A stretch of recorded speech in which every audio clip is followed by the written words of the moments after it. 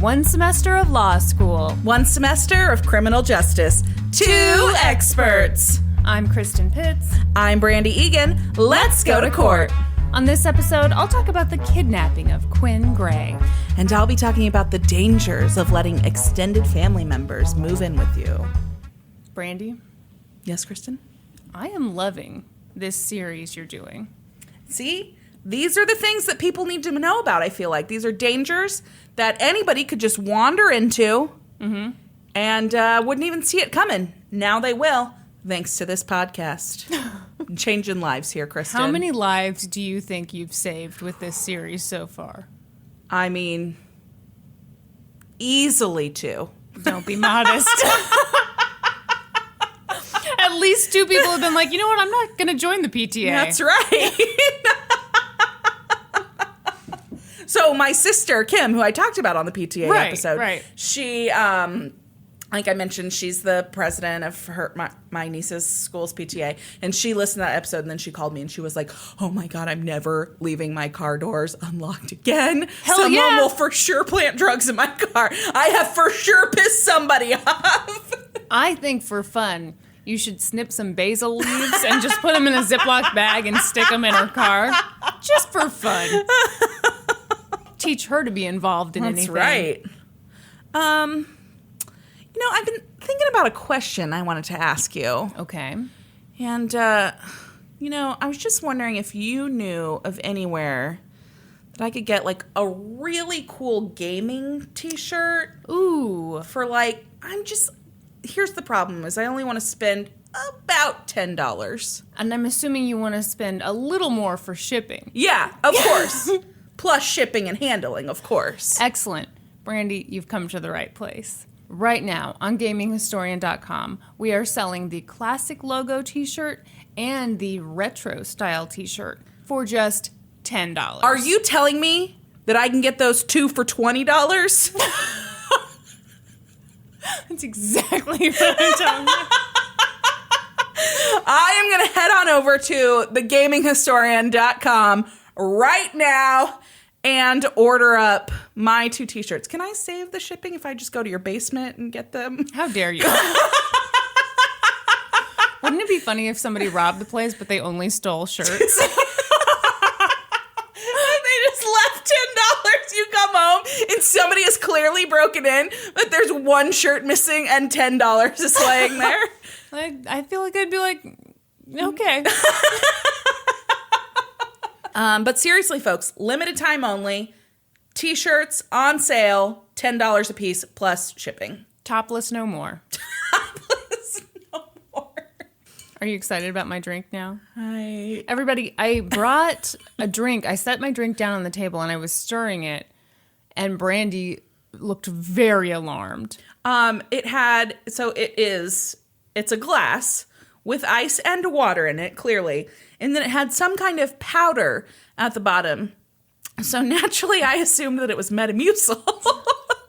Because Kristin drinks weird shit all the time. You thought I was setting myself up for an explosion in the middle of the podcast? Hey, you go to the bathroom every time. I don't know what you do up there. Maybe you're the world's fastest colon blower. It would be an honor to take first place in that competition.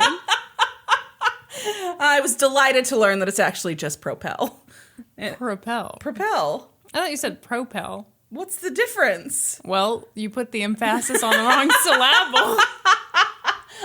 Maybe it's Propel because it propels things through your colon. Oh. But it's called Propel because it propels you faster in life? Is that what the... Yeah, that's why I'm so speedy and great everywhere I go. All right. I thought it was all the meth. Are you ready? I am ready. To learn about some dangers. Very ready. All right, hold on. Let me full screen this shit so I don't get distracted.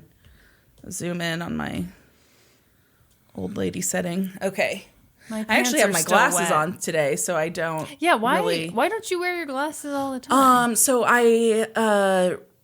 You seem like you're about to lie. No, it's a really low prescription. I really only need them under certain circumstances. And one of those circumstances is driving in the rain. And it is raining today. Very good. Okay. Yes. And I just want to look super cute for you. You do look really cute in your glasses. Thank you. So much better than usual. Glasses Brandi is way better than regular Brandi.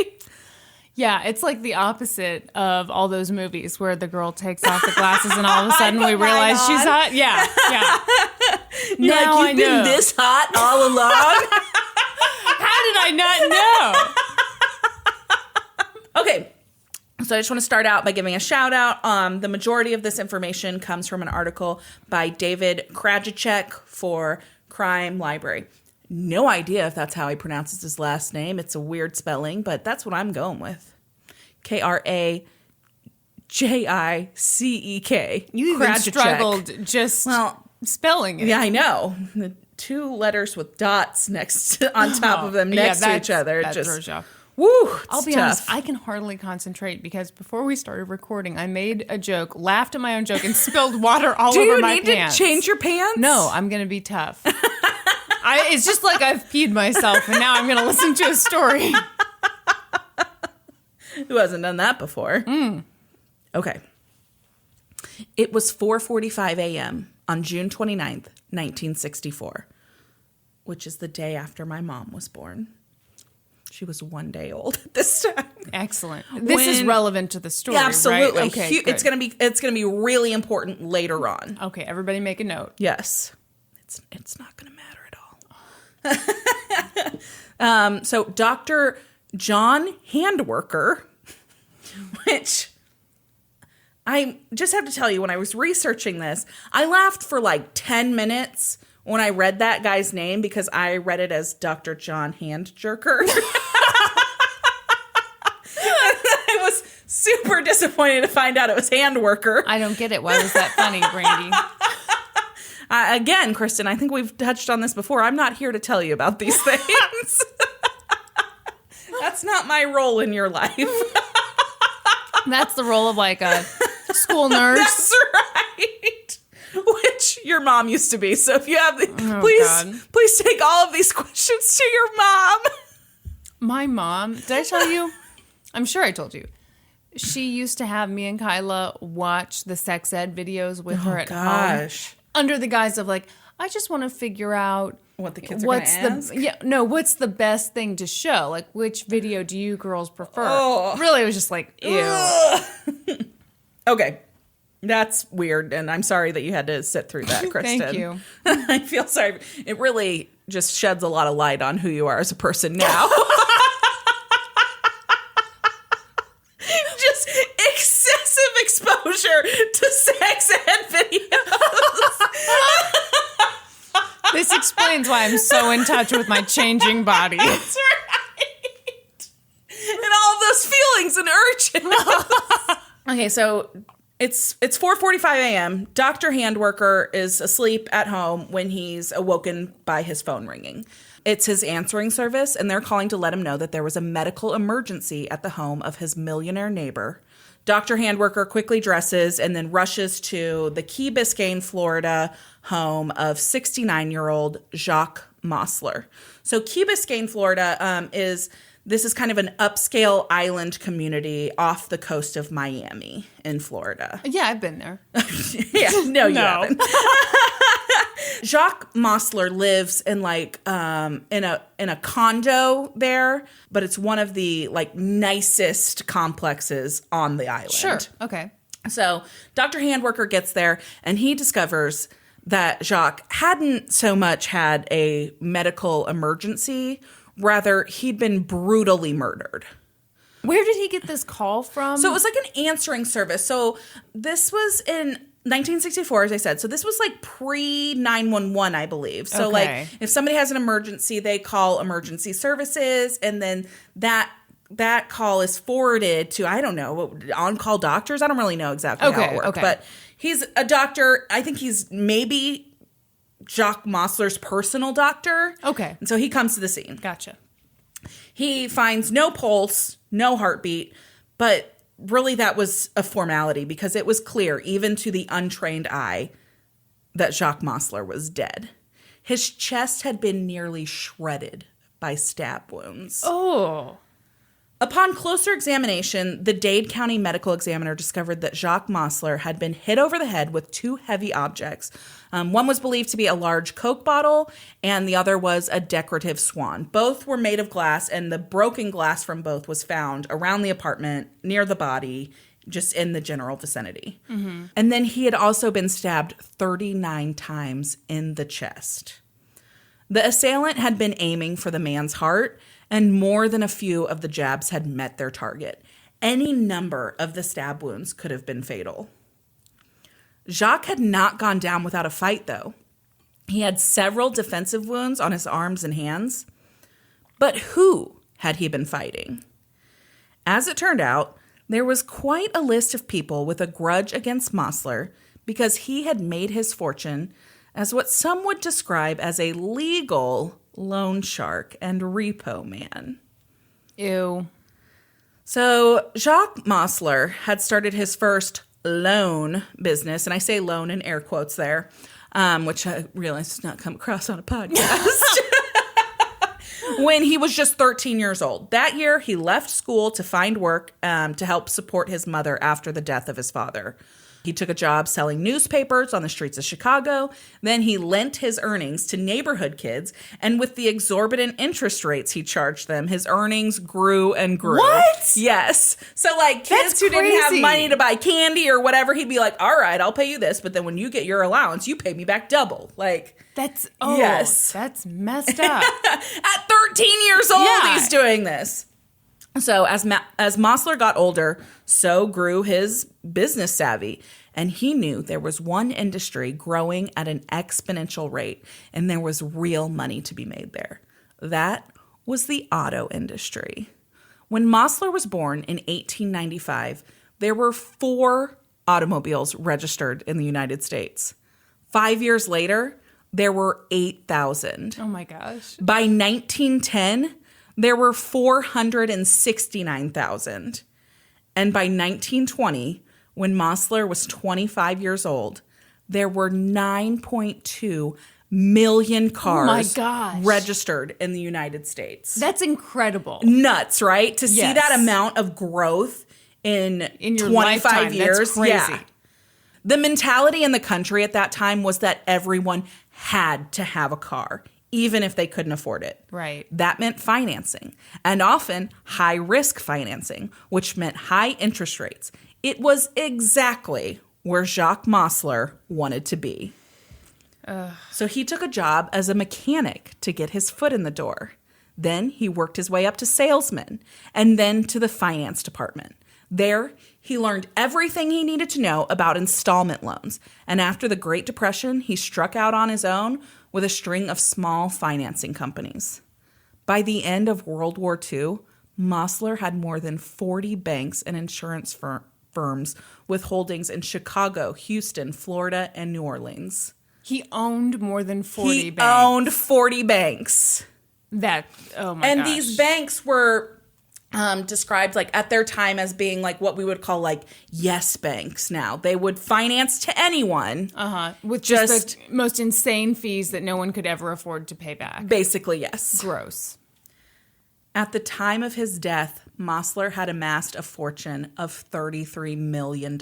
I'm sure he had. Which adjusted for inflation. Oh my God. Would be over $268 million today. In his career, his firms had repossessed thousands of automobiles and appliances and foreclosed on an untold number of mortgages. But the investigation following his murder showed that while some might see his business as unsavory, Mossler had conducted his business scrupulously by the book and above board. He hadn't done any tricks. He wasn't pulling one over on anybody. They knew the terms of their loans. They just couldn't follow through with them. They couldn't there wasn't tiny fine print and tricks. That's it was just my understanding. Straightforward. I'm going to loan you this money, but you're going to have to pay me back this much money. And people, because of the mentality, I need this. I have to have a great car. I have to have new appliances. I have to have this amazing home. I'll pay it. And then they were unable to. Yeah. He also, in his businesses, he paid for education funds for his employees. He paid for pensions for his employees. So he was a good employer too. So investigators are like, well, it doesn't look like it's from the business side of his life. So they take a look at the people closest to Jacques. Because stabbing is an intensely intimate way to murder someone. Tell us about it, Brandi. I'm a bit of an expert on stabbings. Love stabbings. Because it's just, you have to be so close. Yeah. So, I mean, just the fucking disgusting. balls it would take to stab someone, I feel like, is just alarming. Yeah, I mean... And the physical strength it would take, too, right? Yeah, it's horrifying, because I would think that first stab wound would be just... I don't know, you would think that you would stop after that, but... This person was stabbed 39 times. That's awful. So, with the way that he was stabbed and the level of overkill that was displayed here, the investigators immediately, after checking out his business happenings, were like, this has to be someone with a personal relationship to the victim. Right. Somebody that, you know, has a personal vendetta against him. This can't be somebody he didn't know. Mm-hmm. So they look into his personal life. And Jacques had lived 2 personal lives. He married his first wife in the 1920s, had 4 daughters, and then divorced in 1947. It was shortly after his divorce that he met Candace "Candy" Weatherby. Candy was a divorced toothpaste model and charm school owner. She had beautiful teeth, apparently. Yeah, you would have to.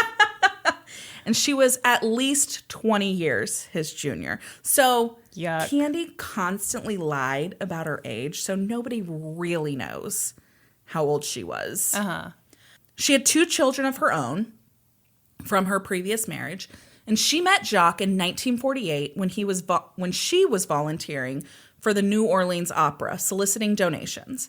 As the owner of a New Orleans bank, Jacques' name came across Candy's prospective donor list. She met with him and asked him for a $350 donation. He gave her $25. But at that meeting, apparently sparks flew, and they were married 6 months later in May of 1948. Whoa. Yeah. That timeline doesn't work out. So she must have met Jacques. I said she met Jacques in 1948. But she must have met him at the end of 1947. Thank you for keeping yourself honest. Absolutely. Here's how I know this. Because May is the 5th month of the year. Yeah. So it couldn't be 6 months later and still be in the same year. Brandi. I'm a genius, Kristin. Yes. That's what we're discovering here today. So they marry in May, and the couple, along with their 6 children, moved into a 28-room mansion in Houston, Texas. Jacques showered his wife with all the luxuries she could imagine. He gave her cars, jewelry, trips, the apartment in Key Biscayne. Was all of it repoed? No, he bought it with all the money he got from those crazy interest rates. Okay. And a $5,700 a month allowance. Today, oh my god, adjusted for inflation. Oh my god, lay it on me. That would be $59,000 a month. God, that's crazy. So he couldn't give Candy the one thing she really wanted, which was more children. Which was $6,000. Right? She's like, can you just, what do you spend that on? It was to take care of any needs of anybody in the home. So the children, whatever. But I'm sure she was... Well, I mean, yeah, you could more than take care of it with that. So I don't have a fucking clue. Okay. That'd buy a lot of TJ Maxx. I have no idea what $59,000 a month looks like, Kristin. Well, this is just shocking. She wants more kids, and he can't give them to her. Because in his younger years, Jacques had apparently not been opposed to the occasional extramarital fling. But as his fortune grew, he became increasingly concerned about being blackmailed by women claiming to be pregnant with his child. So after the birth of his 4 daughters, he'd gotten a vasectomy. Candy was none too pleased about this past decision, and it became a point of contention in their marriage. Rather than just not have affairs, his decision was to... Kristin. Okay. Yeah, he couldn't just not sleep around. Yeah. He got a vasectomy so he could do it without impregnating someone. God. Okay. Great. I would like you to remember at this point, Kristin, that this man's been brutally murdered before you call him a super douche. I'm not calling him a super douche. Stabbed 39 times in the heart, chest virtually shredded. Okay. You're right. You're right. Ugh. So, in 1957, while Jacques was in Chicago on business... Hold on. Why not just reverse the vasectomy? I would assume maybe it wasn't as easy at this point as it is now, because now it's a very easily reversible surgery. I mean, look, it's, I don't know, 1950 at this point. Yeah. I'm guessing the advances in the medical procedures we've had since then have definitely made that surgery a little easier to Brandi, reverse. Tell us about the advances in vasectomies. I do not know. Damn it! I did not research them. I didn't want to talk about your crusty semen again, Kristin. And you call yourself a podcaster. I'll leave the crusty semen talk to you. Okay. True story to everyone out there. I cut a very disgusting joke out of that episode. That you made? That we both made. Oh, okay. I made it. You were grossed out. Then you laughed, and then you added on to it, and I cut it out. So, you're welcome, everyone. We're very classy We here. are classy ladies. This is quite the classy podcast. Can you guys believe that there's shit that gets cut out of these episodes? That's the real shocker. That there's a line. Yes. Okay, so it's 1957. Jacques is in Chicago on business, and he reads a newspaper article about a war veteran who, in a state of psychosis, shot and killed his wife and infant child. He essentially orphaned his 4 other children because he was then institutionalized for the murders. Jacques was struck by this story. He couldn't stop thinking about those 4 kids. So he pulled some strings and he adopted those surviving children. Whoa. The kids, 1 girl and 3 boys, ages 6, 5, 3, and 2, moved to the mansion in Houston. Cindy got her the more children that she was looking for, and things were great. She was content. She had everything she'd ever wanted. She wanted all those kids all at once? Oh, man. She was thrilled. Beyond thrilled. Okay. That is really cool that they did that. Yeah. And things were good. For a while. Oh. But in 1961, the big Houston mansion was feeling a little empty as Jacques and Candy's older children had started to grow up and move out. Then Candy got a call from her older sister, Elizabeth Powers. Her 20-year-old son, Candy's nephew, had gotten himself into some legal trouble in Michigan, and she wanted to know if he could come to Houston and stay with them for a while and try to get his life going on a better path. Candy talked to Jacques, and he was like, your family's my family. The more the merrier. Move them on in. We got the space.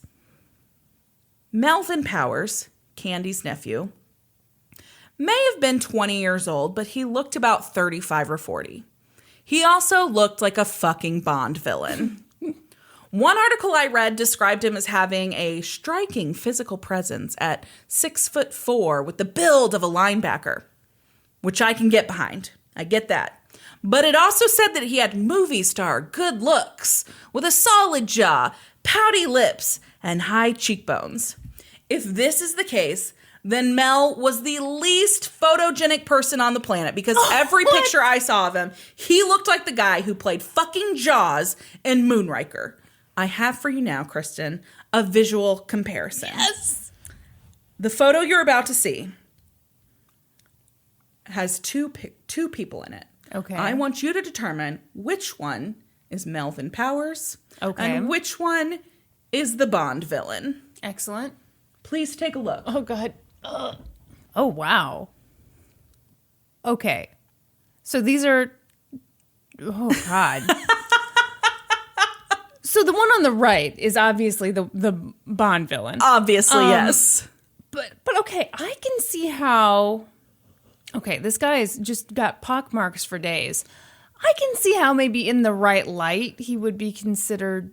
The right light? What is that? Pitch black? No, I mean...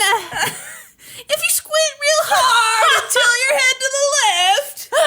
I don't know. I mean... Okay, admit this, though. Striking resemblance, yeah, right? Yes, for sure. For sure. All right. Thank you. His appearance is neither here nor there. Really? What's important to know is that Mel Powers moved into the Houston mansion, and Jacques set him up with a job at one of his financial firms to get him back on his feet. And things got weird pretty quickly. Jacques Mossler spent most of 1962 ill with a terrible respiratory infection. It was so bad that he traveled to Europe seeking treatment at mineral springs there. And when he returned to the U.S., he stayed mostly at the condo in Key Biscayne, finding the air there cleaner and easier to breathe. This meant that Candy was left by herself at the Houston mansion. And she and her nephew Mel began to get close. Oh. Real close. What? No. Disgustingly close. No. Are you serious? Mel and Candy became lovers. No. No. Gross. Blood related. Yes. Oh. Candy, who was twice Mel's age, at least, because again, we don't really know her true age. Who cares? And his fucking aunt by blood. Yes. It's not like she was like his aunt by marriage, or, you know, it doesn't really count because it's my husband's blah, blah, blah, blah, blah, blah, blah. Right. No, this was her fucking sister's son. Ugh. Who she was supposed to, like, take under care her of. wing. Oh, gross. She took care of him, Kristin. Stop. That's it. After I just said we were classy. So Candy would visit Mel's room after the children and housekeepers were in bed. Oh, my. They would send each other love letters and steal off on secret trysts. But the taboo relationship wouldn't stay secret for long because Mel couldn't keep his fucking mouth shut. He began bragging to friends and acquaintances that he could get whatever he wanted out of the Mosslers because he had Candy under his spell. He told them he had a real knack for pleasuring her orally. And in return, she bought him anything and everything he wanted. And the friends and acquaintances... He was bragging to people... The friends and acquaintances were like, dude, that's fucking disgusting. She's your aunt. Yeah. Admittedly, the articles didn't actually say that. That's just what I imagined they would say. It has to be what they said. It has to be what they said, right? What's he doing bragging about this? I don't know. So Candy and Mel's affair was like an open secret around the Houston mansion. No one talked about it, but everyone knew it was going on. Everyone but Jacques Mossler. Oh. Finally, in late spring of 1963, one of the housekeepers tipped him off, and he confirmed it by reading Candy's diary. Jacques immediately went to the authorities to see about pressing charges against Mel. Just Mel, like, takes two to... Fuck your aunt. Is that the phrase? That's exactly how that goes. But they dissuaded him. They urged him to think about the negative publicity that would come from a case like that. So instead, he fired Powers from his firm and kicked him out of the house. But Powers didn't go quietly. Wait, how did he feel about his wife? It didn't say a lot about that in the article. I would think that would be the chief concern. He's really just putting the blame on Mel. Okay. So... He fires him. He kicks him out of the house. But Powers is like, he rails against Jacques Mossler. And he vowed to return one day, this time as master of the mansion. Ew. Disgusting. Poor Jacques is disgusted by what had been going on in his own home. He escaped to Europe for a bit. And then when he returned to the States, he moved full-time to his residence in Key Biscayne.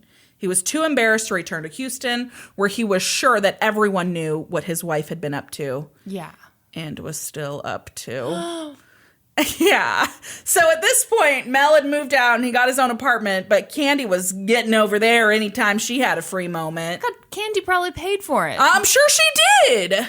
Which meant that Jacques paid for it.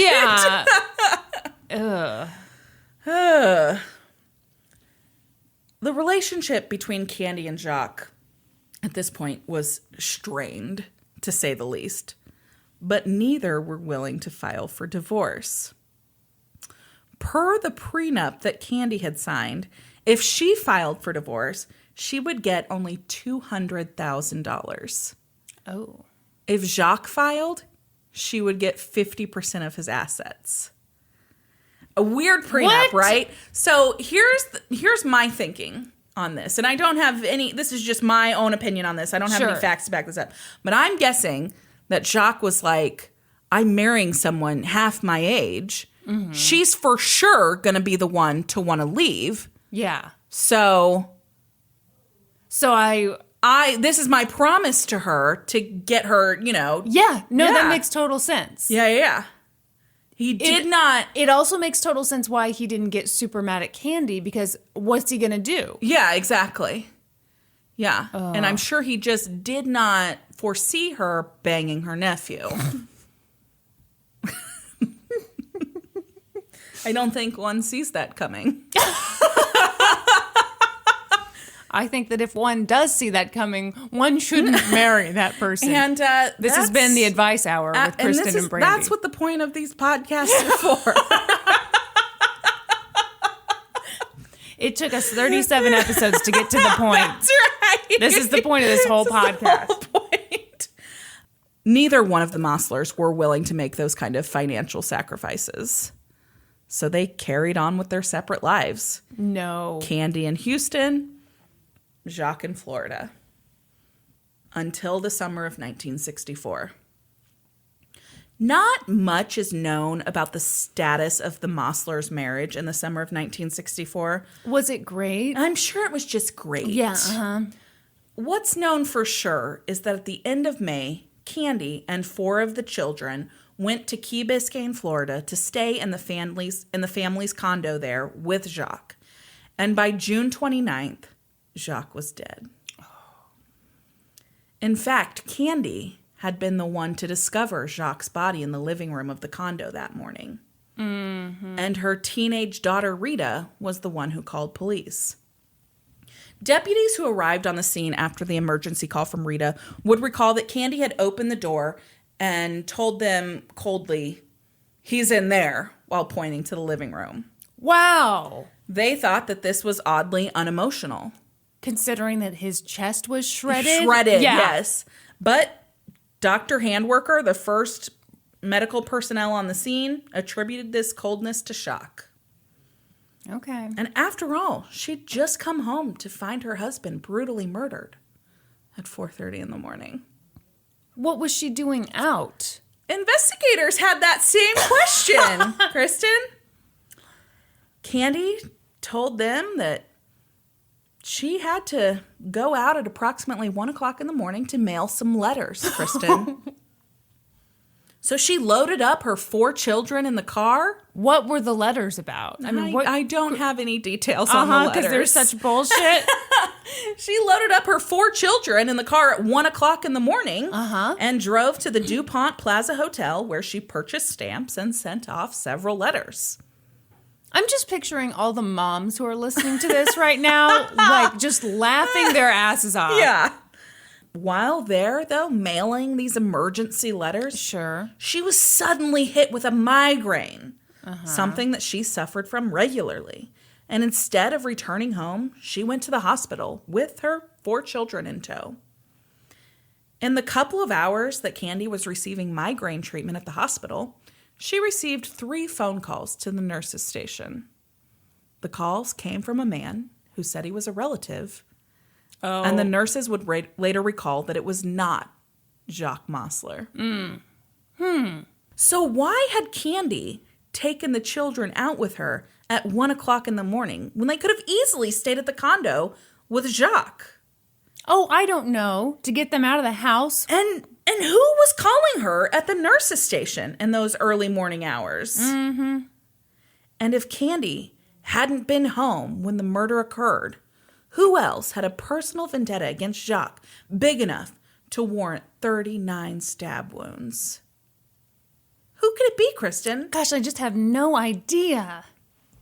The answers to those questions seem to point to one person, Melvin Powers. Are you shocked? I'm sorry, guys. I just fainted. I have to get back up to the microphone. I didn't see this coming at all.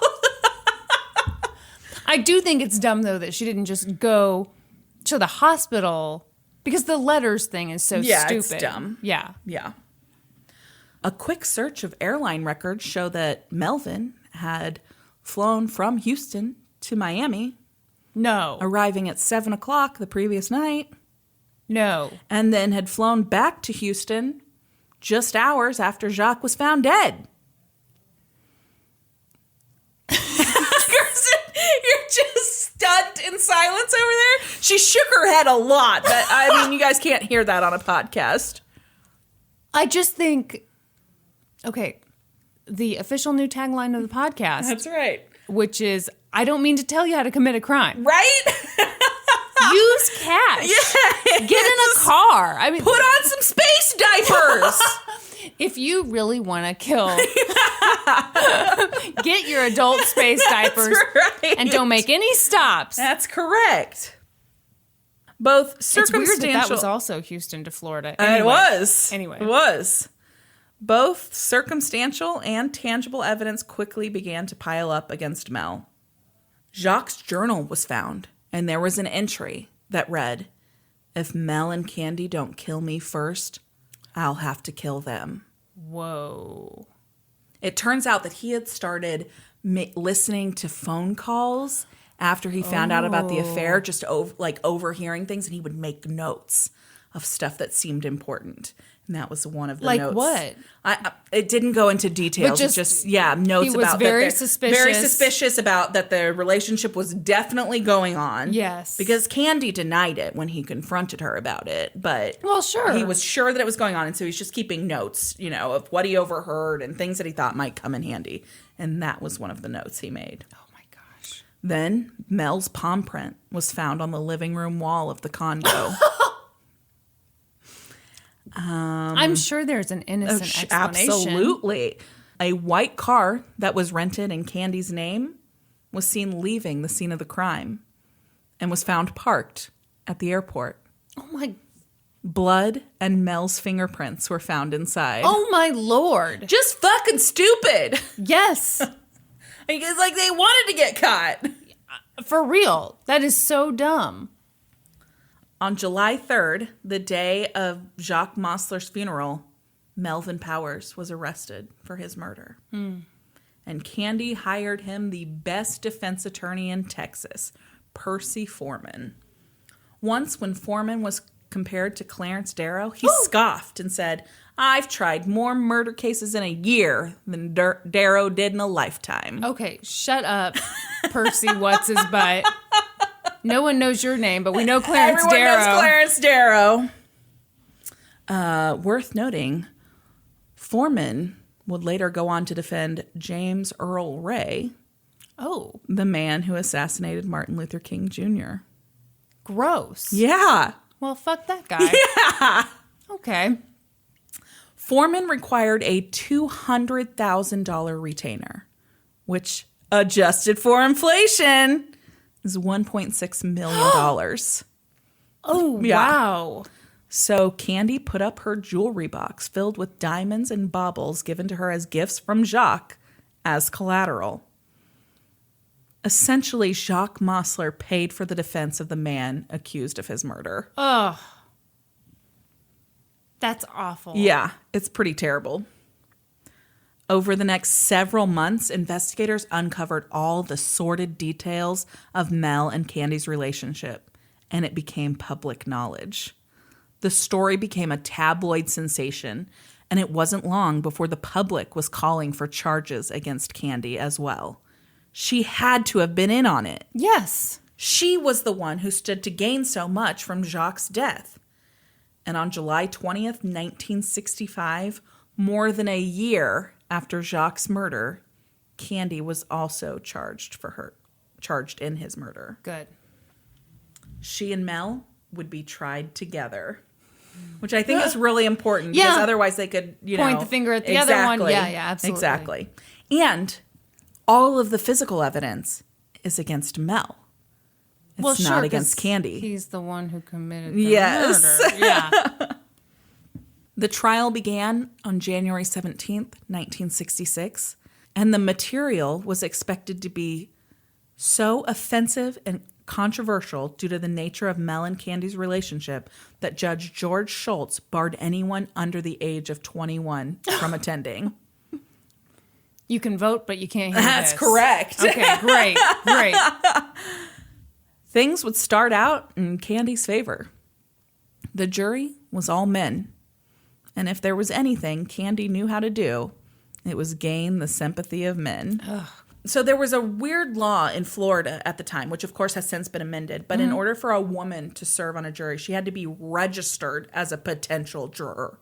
I think those laws were actually common a lot in the United States. And it was just a way to keep women out of the process. Yes. And it worked great. Yep. So a jury of 12 men. Yeah. In the prosecution's opening statement, they laid out the facts in black and white.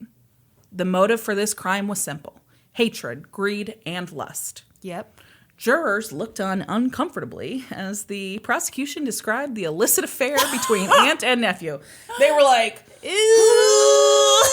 Like jurors shifted in their seats. Like it was just very uncomfortable. That is nasty. And you have to look at them the whole time? Ugh. When it was the defense's turn for opening statements, Percy Foreman took the tactic he was known for: tear down the victim, put them on trial. Gross.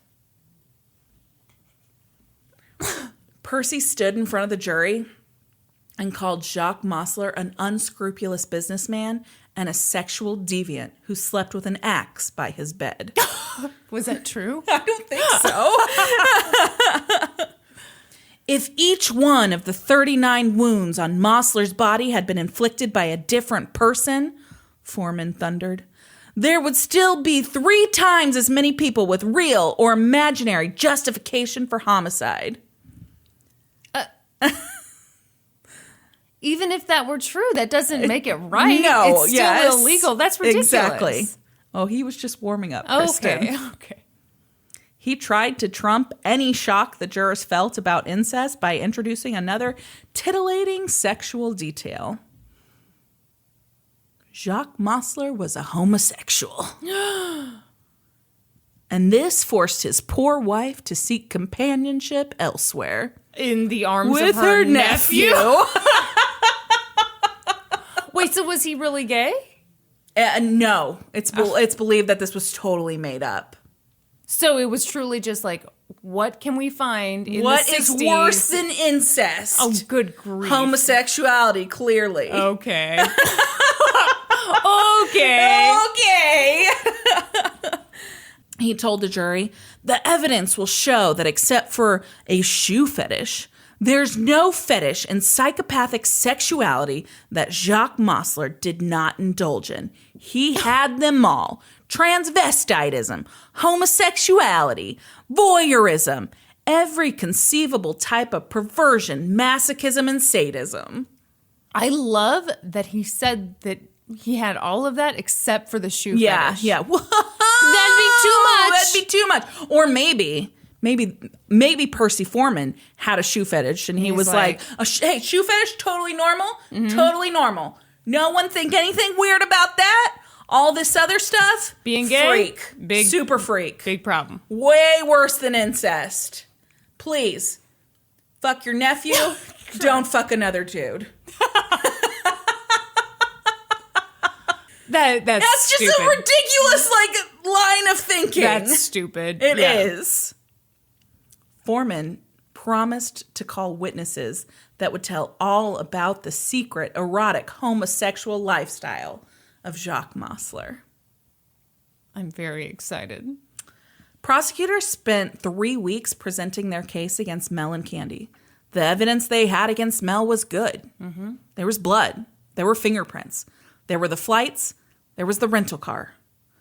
But the evidence against Candy was circumstantial. They didn't have any physical evidence against her. And of course, Candy and Mel were denying their relationship. And so they needed something to tie the two together. Yeah. To find why Mel would have done this for Candy. What he had to gain from it as well. And they had these diaries and love letters Ew. of Candy's. From Candy to Mel and then Candy's personal diary. But the judge determined that these were inadmissible at trial. It was a huge blow to the prosecution. I don't know specifically why, but he didn't allow them at trial. Oh. So in order to show that this murder was the work of both defendants and not just Mel, the prosecution called 4 witnesses who testified that Candy and Mel had solicited each of them to kill Jacques Mossler. Oh. Though these witnesses were criminals, some of them were escorted into court in their prison uniforms. The first 3 seemed credible. Their stories made sense. And then, with the testimony of the 4th one, the wheels started to fall off the prosecution train. Oh. The 4th man, Billy Frank Mulvey, was such an obvious liar that he led jurors to discount the testimony of all 4, and perhaps to doubt the prosecution's entire case. What? Mulvey, 35, was a lifelong Texas thief and drug dealer, and he claimed that Candy Mossler had paid him $7,000 to kill her husband. He said he took the money and spent it, but didn't carry out the contract. This set Candy off in court. Mm-hmm. It was one of the few times that she had a visible reaction in the courtroom during the whole trial. And as Mulvey was telling his tale of this ordered hit, Candy yelled out in court, "I have never seen or heard of this man in my life." She, of course, got, yelled at by the judge and whatever, but the jury heard it. Of course, of course. If that wasn't enough to raise question, though, Mulvey then took his story too far. He went on to say that he briefly shared a cell with Mel Powers in the Harris County Jail in Houston after his arrest for the murder. Mm-hmm. Mulvey claimed that Powers confessed to him that he'd murdered Jacques. What?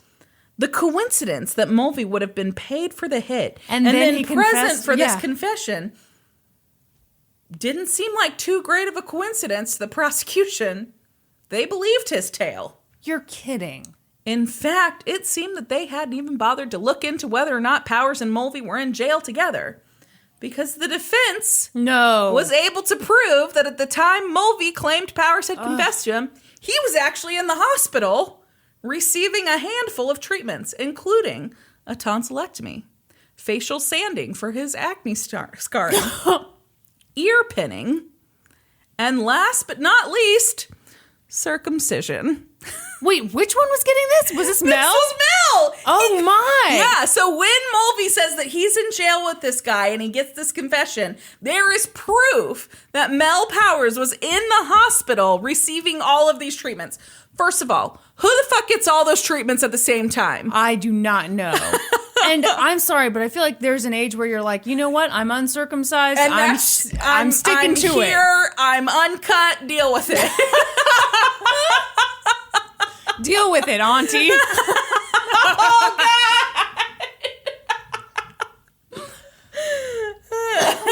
And ear pinning is where if you have like ears that kind of stick out. Kristin, yeah, I know have what. You ever I heard, know have what you ever an heard ear of those pinning kind of is. ears that kind of stick out? I think I've seen them on Will Smith before.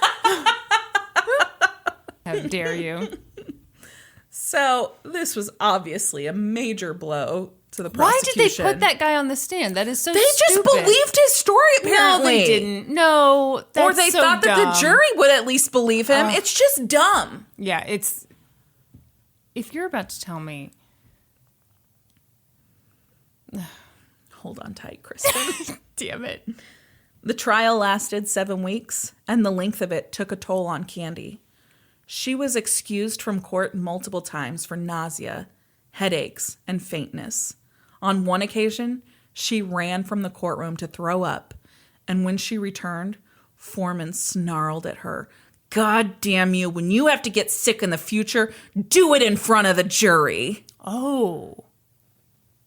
Is that not crazy? He was like, if you're going to get sick where they can see it so that they feel sorry for you. Yeah. Ew. Yeah. Ew, but yes. Neither Candy nor Mel testified in their own defense. And the defense failed to bring forward the string of witnesses to tell about Jacques Mossler's deviant sexuality as they had promised. In fact, Percy Foreman didn't call a single witness. It was a strategic move.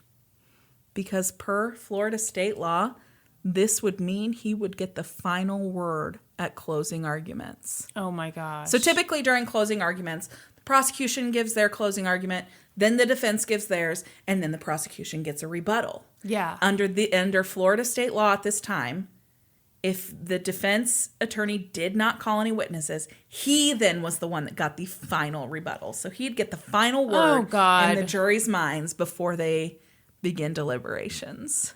I hate where this is going. During closing arguments, the prosecutors accused the defense of placing everyone on trial but the defendants. Pointing to Candy, one prosecutor shouted, "She is the mastermind and manipulator of this entire scheme." Yeah. Yeah. Yeah, for sure. Yes. But as I said, the final word was Percy Foreman's. He stood before the jury and said, "I will now make a few brief remarks." Then he spoke for 4 hours and 58 minutes. Liar.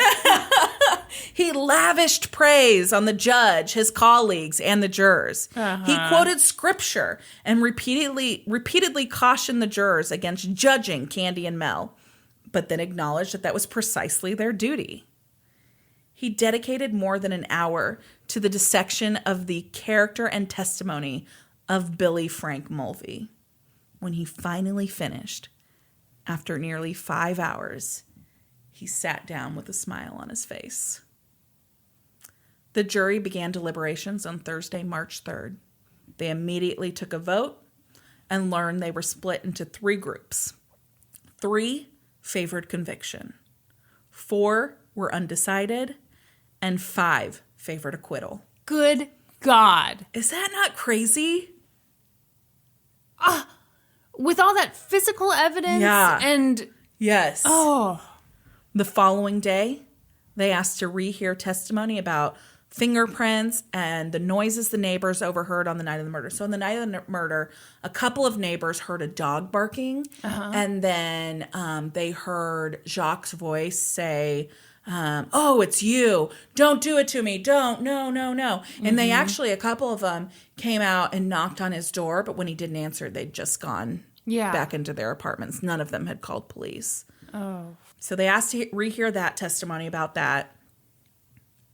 And then And then you lost your place? And then I lost my place. And then when I found my place, they took another vote. Great. It was the next evening, and they were now 9-3 in favor of acquittal. No. After hearing, it's you? Yeah. Yes. Who did they think that was? I don't know.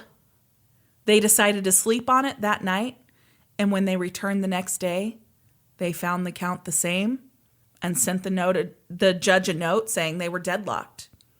He ordered them to continue deliberations. On Sunday morning, after 16 hours and 33 minutes of deliberations, the jury announced they had reached a verdict. Oh, my God. At 12:10 p.m., the judge read their verdict in court. They found Candy and Mel not guilty of Jacques Mossler's murder. What? Yep. The judge declared them free to go and dismissed the jury without the customary offering of gratitude. So typically, when a jury's released, the judge is like, thank you for fulfilling your civic duty. Right. You know, thank you for devoting this time. Instead, this judge was like, no thanks. Yeah, this judge was like, get the fuck out of here. You're done. Dum-dums. Yeah. So when the jury got up to leave, Candy jumped up and rushed over and gave them all a kiss. Ew. Outside the courtroom, Candy and Mel embraced and kissed. It was one of the few times they were seen being outwardly affectionate in public. Then they rode off into the sunset in a gold Cadillac, Candy blowing kisses to onlookers as they drove away. No. Yes. This is the grossest It's disgusting. Story. Mel and Candy didn't stay together long after the trial. She claimed he was too emotionally immature and prone to jealousy. He claimed he was ready to date someone closer to his age. Really? None of them was like, I think I'd like to date someone who's not my relative. I think I'd like to stop fucking my aunt. Ugh, it's so gross. That is weird. Ew, ew, ew. Candy remarried a man 20 years her junior, 5 years after her acquittal, and they lived together in the mansion in Houston. A little over a year into the marriage, he fell from the roof of the third story of their home. What? And was permanently handicapped by his injuries. So here's the story here. It's believed that he came home drunk. Okay. And Candy had locked him out of the house. So he was scaling the side of the house to her bedroom window when he fell. And he was... So, not pushed. Not pushed. He legitimately fell because he was scaling the side of a fucking mansion. Like you do. Yeah, and so he was permanently injured. Candy divorced him after the fall. Oh, my God. Jacques Mossler's will left $1 million in a trust to each child, his, Candy's, and the 4 they adopted. Mm-hmm. The rest went to Candy. She took on an active role in the business, filling the chairman of the board position that Jacques had held. It is said that she was constantly late to meetings and demanded that executives greet her with a kiss. Ew. Ew. Right? That's so gross. Yes. But she grew her inherited fortune. In October of 1976... I gotta say, this is one of those rare things where she kind of broke the glass ceiling on sexual harassment. Yeah. Yeah, it said that people resigned because of it. Well, yeah, that's nasty. Yeah. I have to kiss the chairman of the board? Yeah. No. Thank you. You fucked your nephew. Yeah. I know where that mouth has been. Stop. And I heard it's uncircumcised. Not anymore. Old news. In October of 1976, Candy was found dead in a bed at an upscale hotel in Miami, wearing a pink nightgown and full makeup.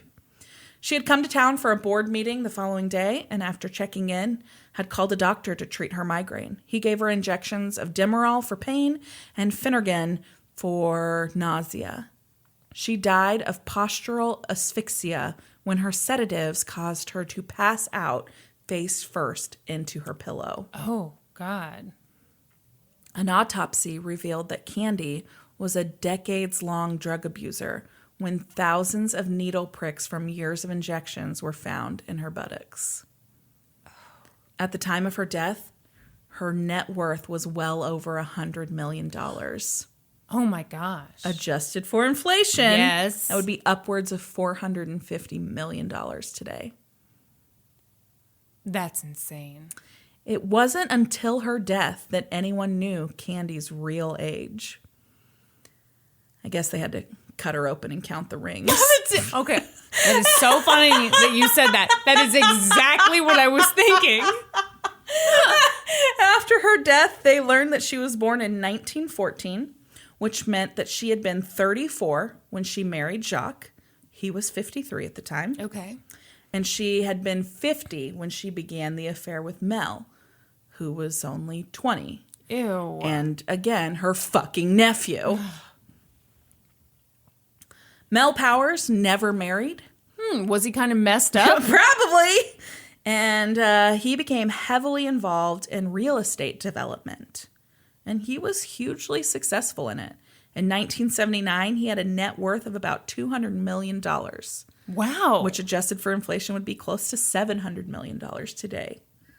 That's insane. Incredible. Yeah. But by 1983, he was bankrupt. Poor investments, I would guess, because you can't blow through $200 million. No. Following his bankruptcy, he managed to rebuild his fortune, though. And he spent the remaining years of his life living in Houston. And few people seem to remember his sordid past. He didn't move out of Houston? He stayed in Houston. Gross. He died in 2010 at 68 years old. And that, my friend, is the dangers of having your extended family members move in with you. You're not going to see it coming. Your spouse is going to fall in love with their family member, start banging them, and then they're going to murder you. And now you're going to be on the lookout for it because I've warned you. Thank you. You're welcome. Thank you. Now I'm having really disgusting thoughts running through my head of what the possibilities would be. I tell you what, that would be the shock of a lifetime. Oh, no shit.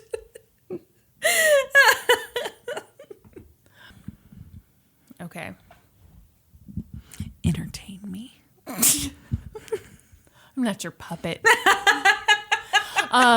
Dance monkey. I am very worried that you've heard about this one. Okay. Because it's a Dateline episode.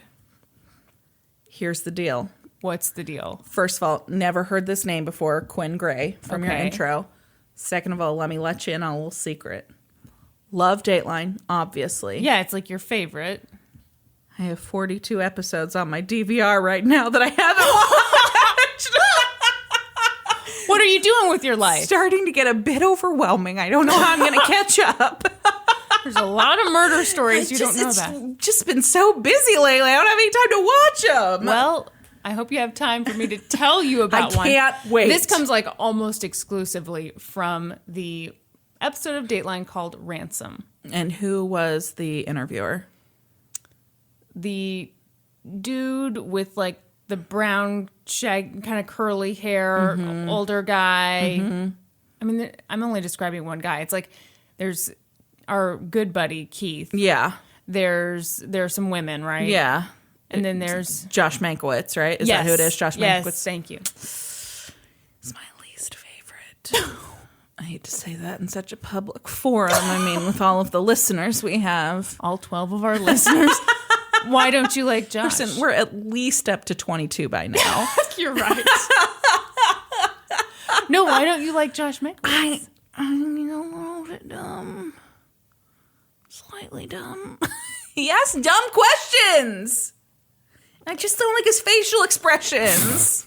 Guys, is there anything you like his about whole him? face and his questions and just his presence? No, I'm sorry. I will scale that down just a bit. He's just not my favorite. I still watch the episodes he does. Are all 42 of the episodes just Josh? I'll watch everything but the Josh Mankiewicz ones. No, the one thing I'll say about this one that I did not enjoy was the interviewer. Well, at one point, his hair got really messed up. Oh, and for some reason, no one told him, "Hey, Josh." Do you think there was like a strong wind coming through? Yes, I think a wind came through. Or like he'd been like napping in his car. They're like, "Hey, we got to do this interview." He like rushes in. Like popped up. Like that game, Don't Wake Daddy. What a weird name for a game. I remember that. Yeah. But anyway, are you ready? I am. Dateline me. Okay. I just made dateline a verb. Dateline me is when you tell someone a story with a lot of twists and turns. It's 5:00. on September 4th, 2009. We're in the super nice beach town of Ponte Vedra, Florida. It's a Florida episode. It sure is. Ooh. And it's the nice part of Florida. Yeah, this is swanky Florida. Mm-hmm. We're not in like fucking Florida Bug or Everglades area. We're like in the swanky rich people part. Mm-hmm. Got it. A man named Reid Gray calls police with horrible news. Mm-hmm. His wife, Quinn, is in trouble. He tells the dispatcher, "My wife made a phone call to me a minute ago to say that she was held by gunpoint. It sounds like a friggin' movie, but it's not." What's this guy's name? Already? Reid, did you say? Yes, Reid Gray. Reid Gray? That sounds like a fake 911 call if I've ever heard one. It sounds like a movie, but it's not. Okay, I'm with you. Reid Gray sounds like a made-up name. Yes. Because it's just too cool. Yeah. And in this 911 call, you know, they play the audio. He's very calm. Mm-hmm. He spills the whole story. He says, "My wife called me at work. She said that she'd been kidnapped out of our home and that the gunman left a list of demands inside the house. She said that if I called the police, they'd shoot her." Do not look at me like that. I'm just not buying it, Reid. But Reid was terrified. Oh, was he? Because he sounded pretty calm, I heard. He felt like it was too risky not to call the police. Oh. So he called. Mm-hmm. The dispatcher's like, "It's cool. Stay calm. I want you to come to the sheriff's office." So Reid goes to the sheriff's office. In the meantime, a SWAT team descends on Reid and Quinn's amazing $4 million home. Damn!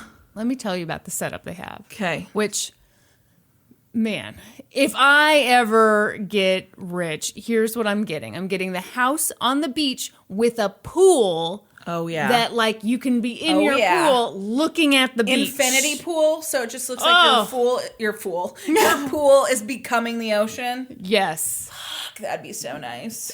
Yeah. Gonna be hard to get here in Kansas. This here's Missouri. Oh, yeah, sorry. It's gonna be hard to get here in the Kansas City metro area. Yeah, well. Not a lot of oceanfront property here. I've heard it's all about just visualizing what you want. So the SWAT team slowly moves through the home. For the most part, everything looks normal. The place is clean. Everything's put away. They didn't make the bed, but you know. I'm a bed maker. Mm-hmm. I know you are too. Mm-hmm. No signs of struggle. One thing that did stand out was that on the couch, there was a photo album. And it was open to a photo of Quinn on her wedding day. That's weird. Mm-hmm. They keep moving through the house. Eventually, they enter the dining room. And on the dining room table, there was a ransom note. It was pretty long as far as ransom notes go. Was it written in Reid's handwriting? No. It was written in Quinn's handwriting. What?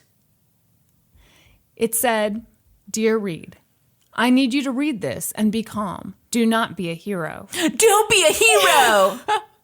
This is professional. My gosh. Brandi, this is professional. And there are 3 men holding me right now, and they want $50,000 cash. No. I will be okay phone. if you get them the money. Hold the reins, Kristin. What? We're in. Okay. Correct me if I have misunderstood something thus far. Okay. We're in a $4 million home. We sure are. And the ransom is $50,000? What's your point? That's like fucking pocket change for someone who owns a $4 million home. We'll get to that. That is dumb as fuck. It's fake. Agreed. It's fake. Reid and Quinn, are they in on it together? I can't tell you anything. What do you think? I'm Josh Mankiewicz? So immediately, investigators are like, a kidnapping? really? Yeah. In 2009? Yeah. That Lindbergh baby kind of ruined it for her. Like, there were all these big federal laws in place. Like, it's kind of not done these days. Definitely not. But, they thought, hey, kidnapping is kind of an old crime that people don't really do anymore. But if you were going to kidnap someone, it makes sense to kidnap Quinn Gray. Because she's rich? Yeah. And then ask for $50,000? I'm going to have to ask you to keep your pants on, Brandi. So Reid makes a ton of money. He's the COO of Advanced Home Care, which is in the healthcare industry. Investigators start learning everything they can about Quinn. She's this blonde, tan, 37-year-old cutie pie. She's trained to be a nurse, but at the time of the kidnapping, she was a stay-at-home mom. When she was kidnapped, yes. Was she wearing Lululemon leggings? If I had to guess, I would put a lot of money on that. Yeah, right? I'm just picturing her like she's super cute and little, and she just like, she wears, I don't know. And I know for a fact that day she did yoga. So I'm just 64% of her life is spent in Lululemon leggings. Back when I had a big girl job, like one where it wasn't like in my home with my husband, I would see some women out in the middle of the day grocery shopping, and they were in leggings, and I thought, what am I doing with my life? Yeah. That's the life. And you put that on your vision board. And get kidnapped. Look where you are now. In leggings. Hey, I am in leggings! Put that pool on the beach on your vision board. Okay, I just got to move the beach to Kansas City. So it seemed like these gunmen plucked Quinn out of her incredibly wealthy neighborhood when her kids were at school, knowing full well that her husband would pay whatever they wanted. $50,000. At this point, I'd like to offer you $50,000. Because you're acting like it isn't shit. No, I would love $50,000. Yes. That is a large amount of money to me. I, unlike Reid and Quinn, do not live in a $4 million home, Kristin. Ew, do you live in like a gross $2 million home? No, I'm with you. I slum it up in a $1 million home. Brandi, that's the saddest. We're going to start a Kickstarter for Brandi.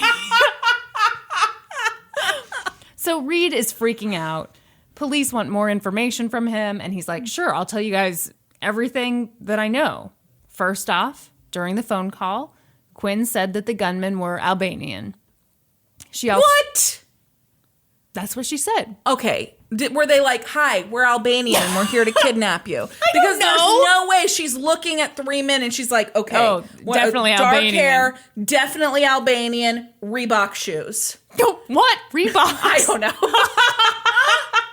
No, I have no idea. I was figuring they're from Albania, so like, trends are kind of maybe like a little bit late to get there, so they're still wearing like the Reebok pump ups. Oh. Where you on the tongue.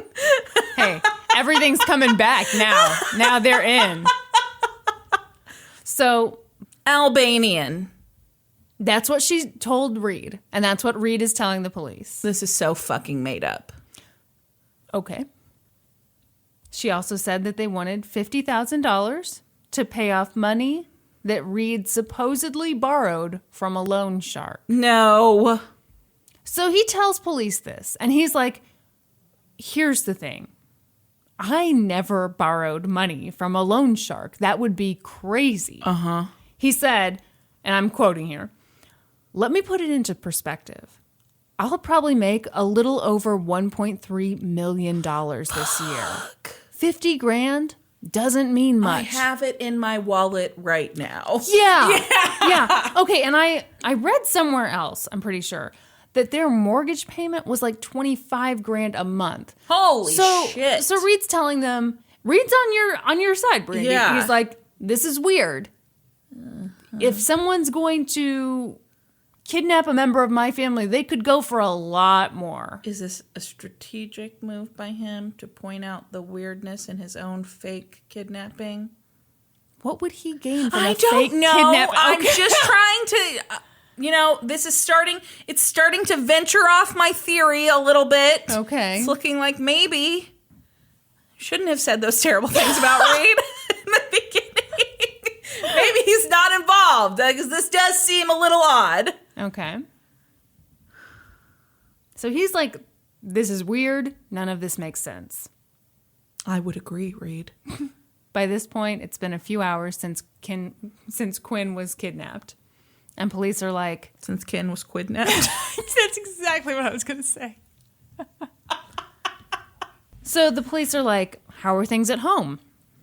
And Reid's like... Yeah, did he let them see, like, their bank accounts and stuff? I assume. All right. Yeah, I don't know what that would matter. Like, it's not like the government has, like, a ransom fund where they pay the $50,000 if But there's a ransom. I would think they'd be like, okay, you say you're financially secure. Let's see. Let's see, yeah. Probably they did. Okay. All right. So Reid's like, we've been married for 8 years. We are crazy in love. We've been talking about having another kid. Things are great. He was very blunt with detectives. He said, our marriage has had an ugly side. At one point, I had an affair. And frankly, she has had affairs. But we're good now. And I'm just really concerned about her. I'm very worried about her. What? I don't know. See, I don't You're believing him? Well, I know the full story, so I shouldn't say anything, but okay. Moving on. Reid ended up staying... Give me just like if he's not in on it, just give me like a wink winker. A wink winker? Reid ended up staying... Are you not doing it because you don't know how to wink? I know how to wink. I think there's something creepy about saying, give me a wink winker. What? It's too close to wanker. I'm not giving you any of that. I just need like a little something. I'm taking my hair down all sexy. I know. Are you trying to seduce me right now, Kristin? Are you seduced? I'm not. Well, gotta keep on trying. Guess the hair will go back up. She's like a librarian right now. She pulled like one pin out of her hair and then like slow motion shook it back and forth until it fell in perfect curls around her face. Then I took my glasses off and I just like... And stuck the stem of it just in her mouth. And then I said, shh.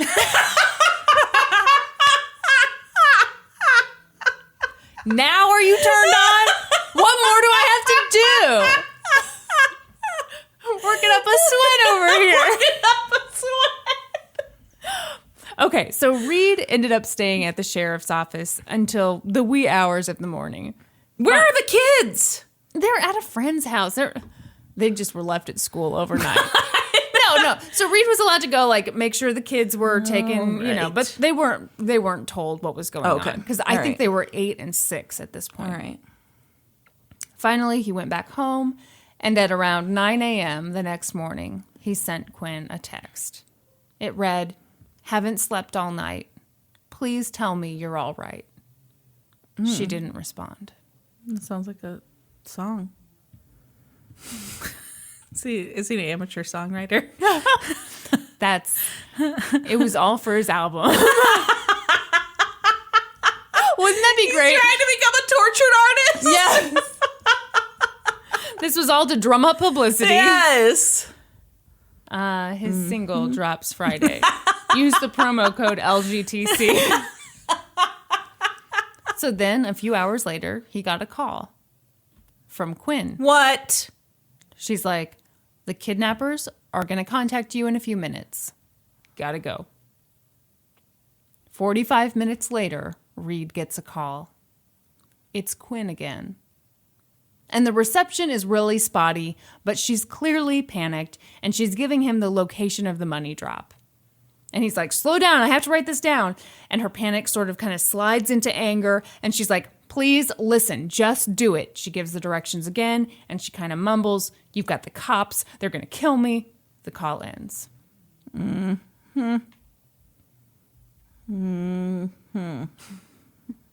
Still not buying it. 30 minutes later, another call comes in. It's Quinn again. She's like, I have a new location. This time, I want you to go to the Chick-fil-A. We'll meet in the parking lot. Get me a spicy chicken sandwich, no pickles, extra Chick-fil-A sauce. If there's pickles, I die. And a Diet Coke. If it's regular Coke, I die. Brandi, are we hearing your Chick-fil-A order right now? Might be. And also waffle fries. Waffle fries are the best kind of fries. Oh my gosh. Yeah, so for the record, my Chick-fil-A order is a spicy chicken sandwich, no pickle, Diet Coke, waffle fries. Side of homophobia. Extra Chick-fil-A sauce. No, so I have not eaten... No, actually, ever since the anti-gay stuff came out, I have not gone to Chick-fil-A. Even though I know there's probably a million CEOs who, if I knew their horrible opinions on stuff, I would never eat anywhere or go anywhere. I go there and I eat it and I feel terrible about myself while I eat it. That's the best way to do it. I feel the same way when I am getting those 50% off deals at Hobby Lobby. No, you know what my one guilt-free Chick-fil-A moment is? They come to the Kansas City Marathon every year.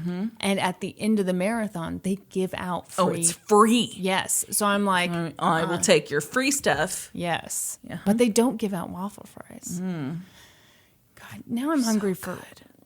Waffle fries are so good. Oh, spicy chicken sandwich. Stop it. You guys, when I came down from the bathroom, I said randomly, I really want some mozzarella sticks. And while Kristin was in the bathroom, I had been thinking how much I wanted mozzarella sticks. Which is super weird. It's so weird. Because how often do you crave mozzarella Our sticks? mozzarella stick cravings have synced up, Kristin. I've heard that happens to women. Female roommates. They get on the same mozzarella stick cycle. So Reid's like, okay, we'll meet in the Chick-fil-A parking lot. I'll get you your Diet Coke. The fucking Chick-fil-A. Why are they meeting at Chick-fil-A? I don't make the rules. The kidnappers do. The fake kidnappers? Wow. Reid's I'm like, probably going to feel bad if this is like a real kidnapping. you might feel bad. Is there like can I get a wink at the end of I'm not that? giving you any winks, lady. I tried to seduce you earlier. You weren't having it. No. So Reid's like, that's fine, but I'm exchanging the money for you. I'm not leaving without you. Oh, so he wants to do like a... No one can see what you're doing right now. Put the money out with one hand, and then he grabs Quinn's hand, and they change like the exact same time. What is that you're doing? Well, so I'm doing hand up, but I feel it looks a little bit like I'm on a Tony Little Gazelle. Burning off the Chick-fil-A. Right. That's right. I'm eating my Chick-fil-A, feeling terrible about myself, working it off on the Tony Little Gazelle. Have you ever been on one of those? Yeah. It's the most fun ever. There's no way you're actually burning calories on that absolutely thing. not. But you're having a good time. And your ponytail might look as good as his does. Probably not. So then there's another call. She's like, the gunman just spotted 3 unmarked Fed cars at the Chick-fil-A. The Chick-fil-A is no good. I'll call you later with more instructions. Were there unmarked cars at the Chick-fil-A? Well, hell yeah. I mean, they had the FBI involved in this. So, all right. So there were unmarked police cars at the Chick-fil-A. So those investigators were like, oops. Yeah, guess we got spotted. Yeah, no shit. You have to do better at this. I wonder if they were like all wearing aviators and like just had that police look. Like a really close haircut, you know? Then a little while later, Reid gets a text. It says, I know you want me dead. What? He responds, I don't know if that's Quinn. I have your $50,000. Stop fucking with me. Just give me my wife. Is Reid not in on this? I don't know.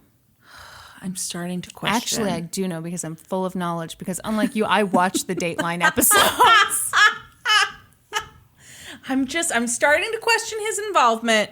I'm still all in on Quinn being involved. And what are your thoughts on pickles on the chips? Oh, fuck, no. No pickles. At this point, Reid is exhausted. So detectives go with him back to his house, and their plan is to set up a command center there. They pull into the driveway, and Reid gets another text. It says, "Wait for instructions. You fucked up twice already. You involved other people." Whose Ford is that in the driveway? What? So then everyone is like, oh shit. Whoever is doing this is watching the house. We think we're conducting surveillance, but they're surveilling us. They can see the unmarked sheriff's vehicle in the driveway, and they're smart enough to take the battery out of Quinn's cell phone when she isn't using it, so it can't be traced. Investigators were getting very frustrated. Yeah. The best they could do was figure out which cell towers her phone pinged off of when it was in use. So they had like this general idea of where Quinn and the kidnappers were located. Mm-hmm. But then they moved out of that general area. So investigators spent all day Saturday using what data they could find to track down where they were.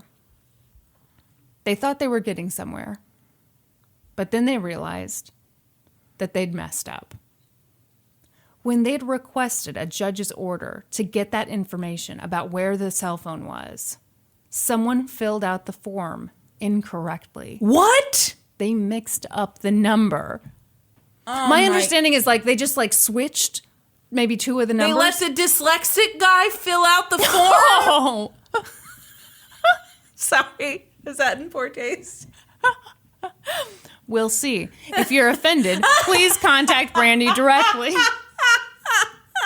So this whole time they'd been tracking the wrong fucking phone. Yes. They have almost gotten this fucking fake kidnapped girl fake killed.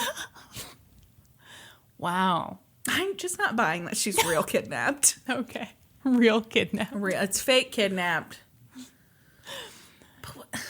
Meanwhile, I'm having trouble. So far. I don't believe it's a real kidnapping. I think it's fake. But for $50,000, why? Good question. All right. Meanwhile, Quinn's mom, Gail, drives in from Georgia. She arrives at like 2 a.m. She was worried. She was pissed. What about Reid's dad, Earl? Does he come in? Like from Earl London? Gray. Terrible. Your worst joke yet. No, it's so good. Of your life. I will cut that. Don't you dare. That is high quality material there, Kristin. Because it's like tea. Oh, wow. In case anyone didn't get that. Earl Grey's a kind of tea.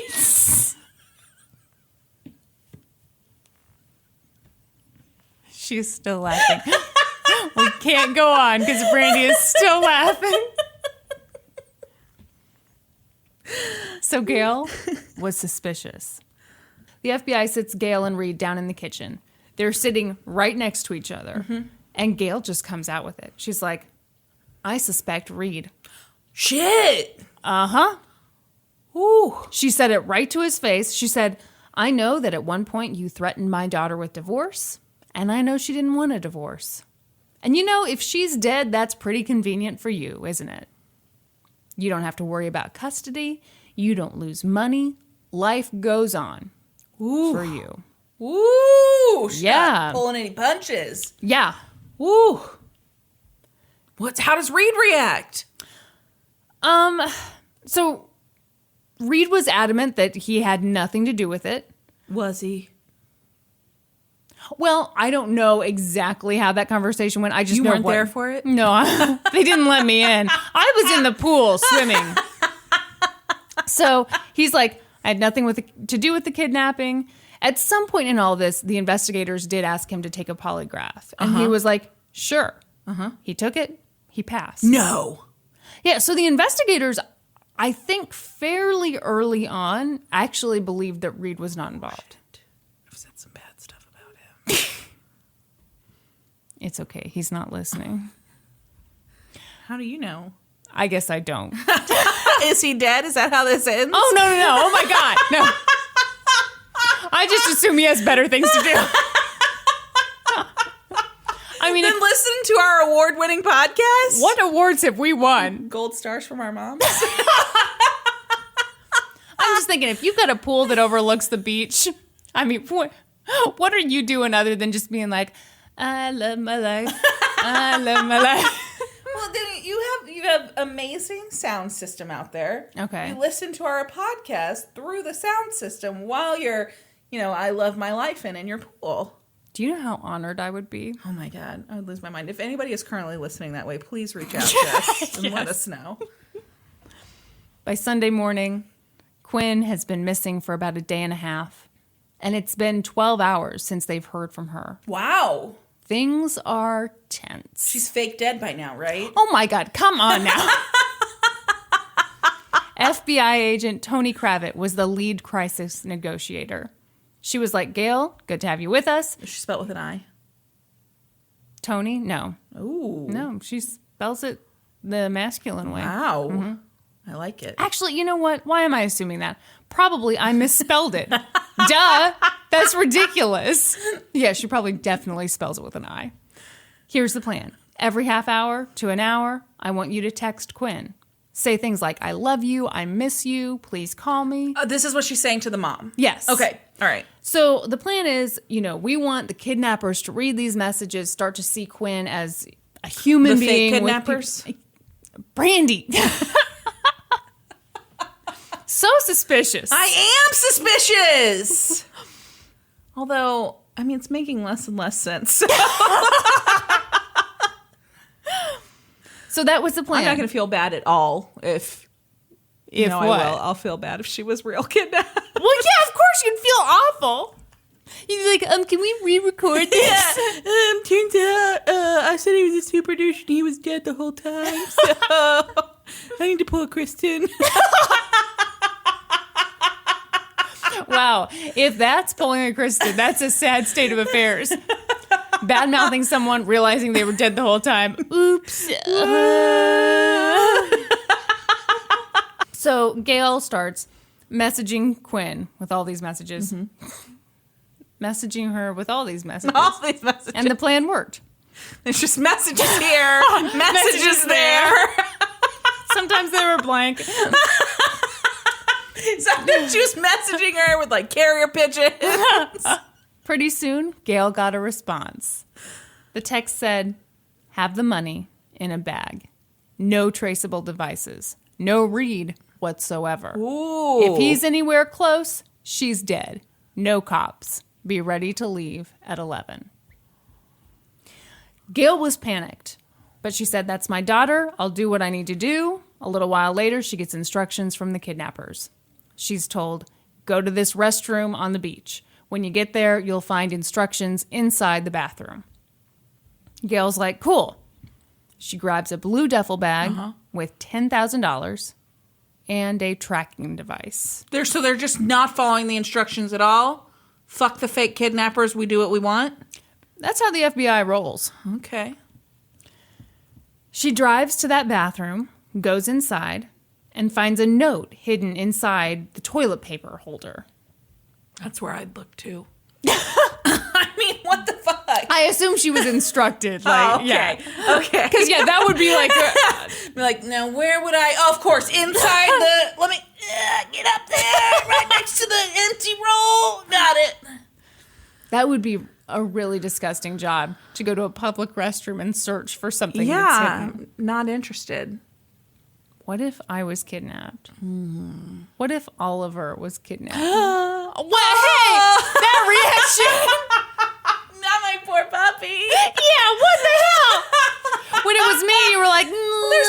people that would search for you. You've got a whole loving family. Oh, wow. Just leave it to everyone else. Zach and I are all that Oliver have.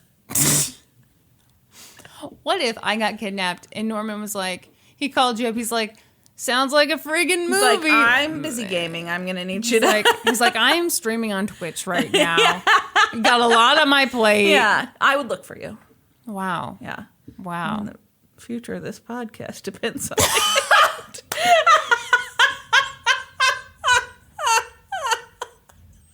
You'd show up to Chick-fil-A and you'd like make an order and then you'd and then I'd look for you. Yeah. And as mentioned before, I put way too much work into grooming you to be my friend. So you can't have me start over with somebody else.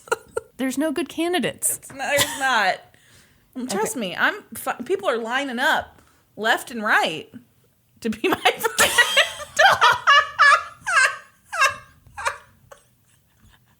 I was like, how's she gonna finish that sentence? So she's okay. Hold on. What I'm saying is, you're pretty lucky, Chris. Thank you. No. Seriously, I'm the lucky one. That was so touching. That felt like the end of a Full House episode. Cue the music.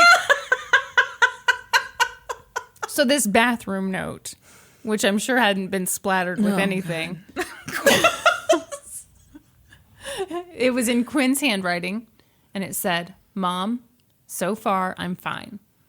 Then it gave Gail instructions on where to drop the money. Mm-hmm. The kidnappers wanted her to drop the money near the local Joe's Crab Shack. What the fuck? They're hungry.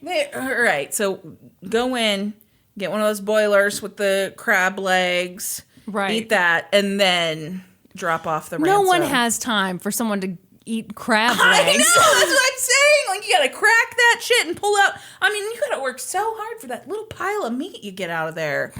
Not interested. I like crab. I don't want to do the work. And then, like, how they give you butter. How are you supposed to get it in there without just dropping the crab in there?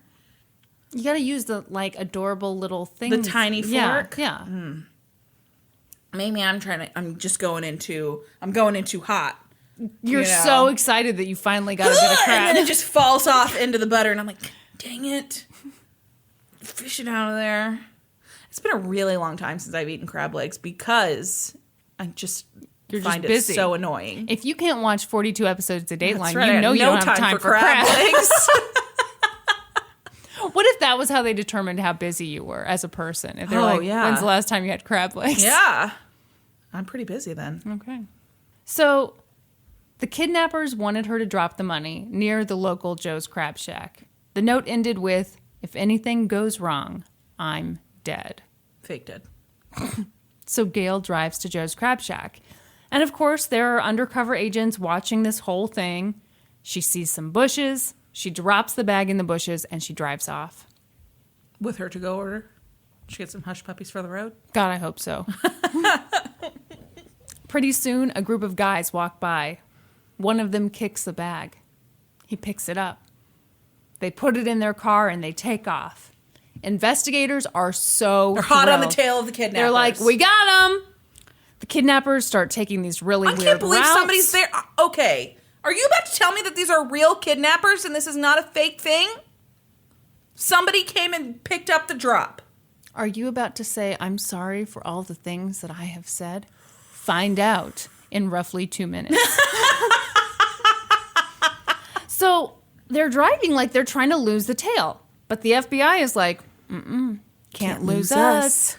We have your license plate. We've got undercover cars everywhere. We've got an airplane. Good luck.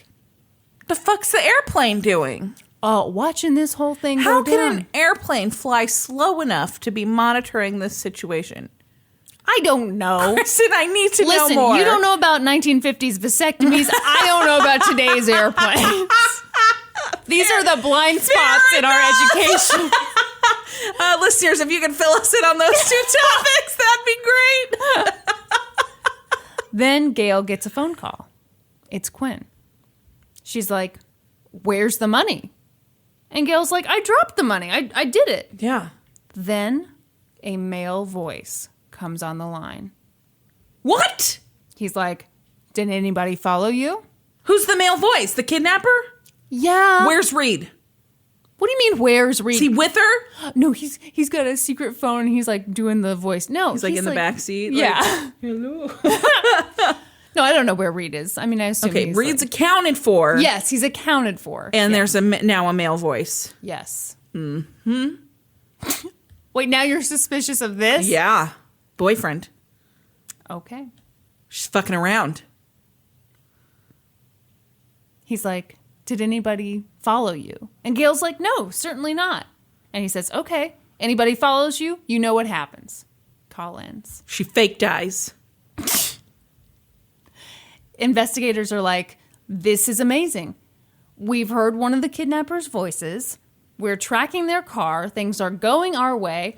A little weird that they're asking where the money is when they already have the money, but details. Mm-hmm.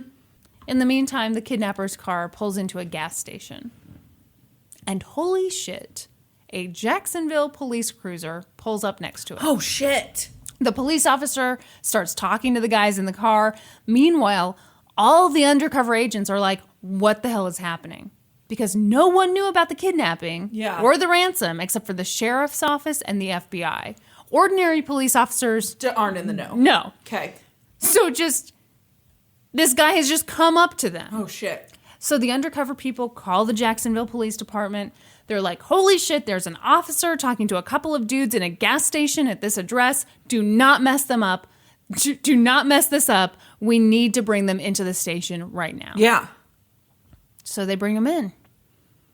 Turns out they were just a couple of guys who were walking by some bushes at a Joe's Crab Shack. And they found a bag with money in it. And took it. Oh my God. And then realized that they were being followed by a bunch of cars and they freaked out. So they called the police. Holy shit. My favorite. My God, yeah. That's amazing. Yeah, so basically they called the police for protection from the FBI. Somebody's following us. So that was a total dead end. Yeah. At this point, Gail is freaking out. She's like, I did my part. The wrong people picked up the money. Now my daughter is going to be murdered. She's not. Gail, for real murdered. Don't worry, Gail. She's not going to be murdered. She's in on it. More time passes. Mm-hmm. Gail gets another phone call. And this time it's that same male kidnapper from before. Quinn's boyfriend? Pissed. He's like, this is bullshit. New plan. On Tuesday morning, Reid's going to the bank. He's taking out $50,000 and this time he's dropping it at Chili's. They do clearly love chain restaurants. Yeah, like middle of the road chain restaurants. But the FBI didn't like that. They were like, okay, yeah, it's a holiday weekend. He can't go to the bank on Monday, so it would have to be Tuesday. But we can't wait till Tuesday. We can't wait. So Tony says, Gail, we're going in a new direction. From now on, when they call, I want you to be more aggressive. Ooh. A while later, the kidnapper calls. I don't know why I'm saying, ooh, it doesn't matter because it's not fucking real.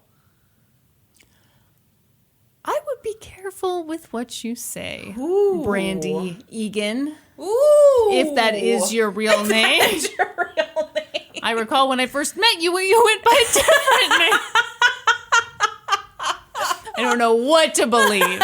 You show up in glasses today. They have those giant eyebrows and that nose attached to them. So, a little while later, the kidnapper calls and he starts ranting about not getting the money. Gail's like, you know what? I think you're lying. I think you did get that money. The kidnapper says, did you hear that? That was a round I just fired off. Did she hear it? No, and neither did I. Like they play the audio. Yeah, they played the audio, and it's like it's just like you and me talking right now, and me being like, "Did you hear that? I just shot off a round." But I mean, she was still alarmed. Next time, it's in your daughter's head. Oh God! Is that what he said? He was implied. But that shot was as real as this kidnapping. God. I would love to sit and watch an episode of Dateline with you.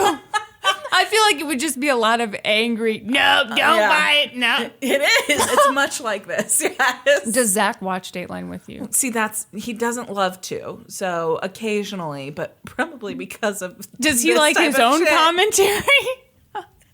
He's like, I'd rather just go along with the mystery. Stop trying to figure it out, please. Let's just watch and learn together. So, blah, blah, blah. Later, Gail gets a text. It says, Mom, please no cops. I am so sorry about all of this, but they are pissed and I want to see my girls.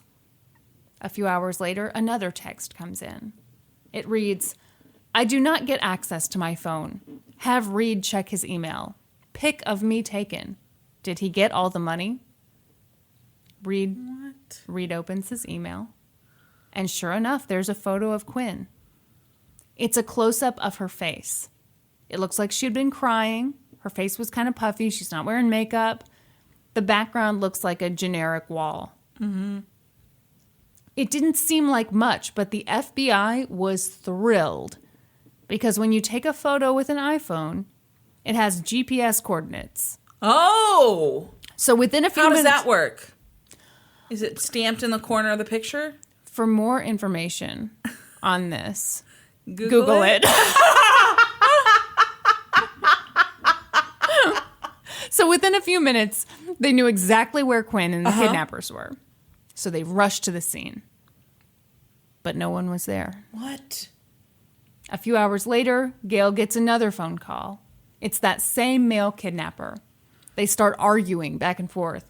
Gail's like, I want to see my daughter. I want her to come to me, and then you get the money. The kidnapper's like, excuse me, I'm the one who makes decisions here. You know, he's like, don't know if you've ever been the victim of a kidnapping situation before, but that's not the way this goes. No, I have not, neither has Quinn. Whoa. Eventually, they agree to meet up somewhere, but the kidnappers don't show. We have to assume it was at Chili's. Yes. Hours pass. Gail and Reid are pissed off and worried. Then a 911 dispatcher gets a call. It's Quinn. What? She's sobbing. She's hysterical. She says, I've been kidnapped and I don't know where I am. These guys just dropped me out of a white van in front of the mall. Okay. I bet she knows where the mall is. Your empathy knows no bounds. Wealthy stay-at-home mom. For sure. Guessing she's been to the mall a time or two. Fair enough. The dispatcher is like, okay, stay where you are. We're coming for you. They stay on the phone. And so the kidnappers just let her go without getting the ransom. Right. That's how kidnappings end so often. Yes. Mm-hmm. They stay on the phone and Quinn says, they held me in this warehouse place. They duct taped me and zip tied me to a chair. She's an absolute wreck telling all this stuff. Pretty soon, police pick her up. They bring her to the FBI building in Jacksonville. Gail and Quinn are reunited. Mm-hmm. And Quinn is mad. Mad? She tells her she didn't get her $50,000. Damn, Brandi. She tells her mom, if you just escaped kidnappers, you would not be mad at your mom. I mean, I don't know how you would feel, but yeah, that seems really weird to me. It's fucking bullshit. Poor Gail. So she tells her mom, you almost got me killed. She told an investigator, I think my husband wanted me dead. He has a dark, sinister side to him. And if he wanted to save me, he could have done it. Why didn't he do it? Quinn seemed annoyed. Yeah. She didn't want to tell them the details about the kidnapping. When they asked, she snapped at them. It was super weird. That is super weird. But maybe she was just traumatized. They let her go back home and come back the next day to tell the story. So she comes back, and she's super apologetic. She's like, I'm sorry for being so weird the other day. I think I was just brainwashed into thinking that my husband wanted me dead. I'm sorry. This has been a lot to deal with. Brainwashed after 2 days? Hey, maybe, depends on how smart you are, how easy it is to wash your brain out. I don't know. Wash your brain out! But I'm here to tell my story. I've cooked it up. I thought it all up last night. Serving it on a platter to you right now. So she launches into it. Mm-hmm. The day of the abduction.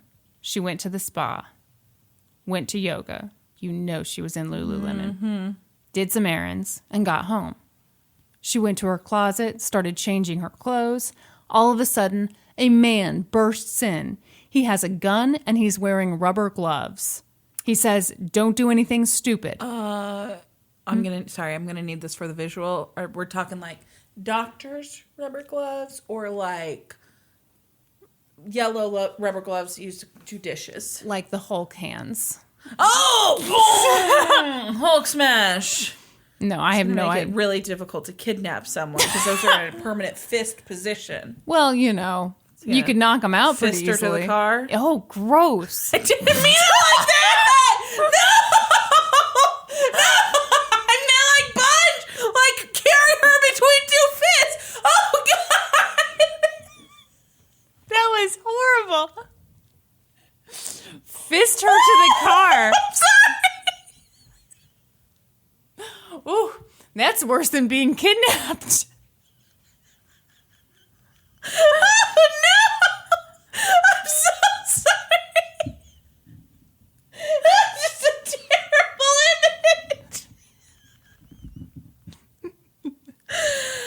Oh, wow. For the record, what I meant when I said that, what I was envisioning... was a light fisting.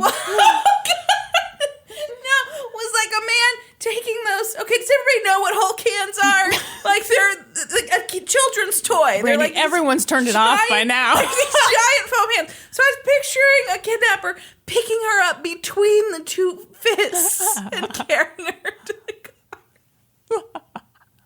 I'm very sorry. Oh gosh. So he says to her, "Don't do anything stupid.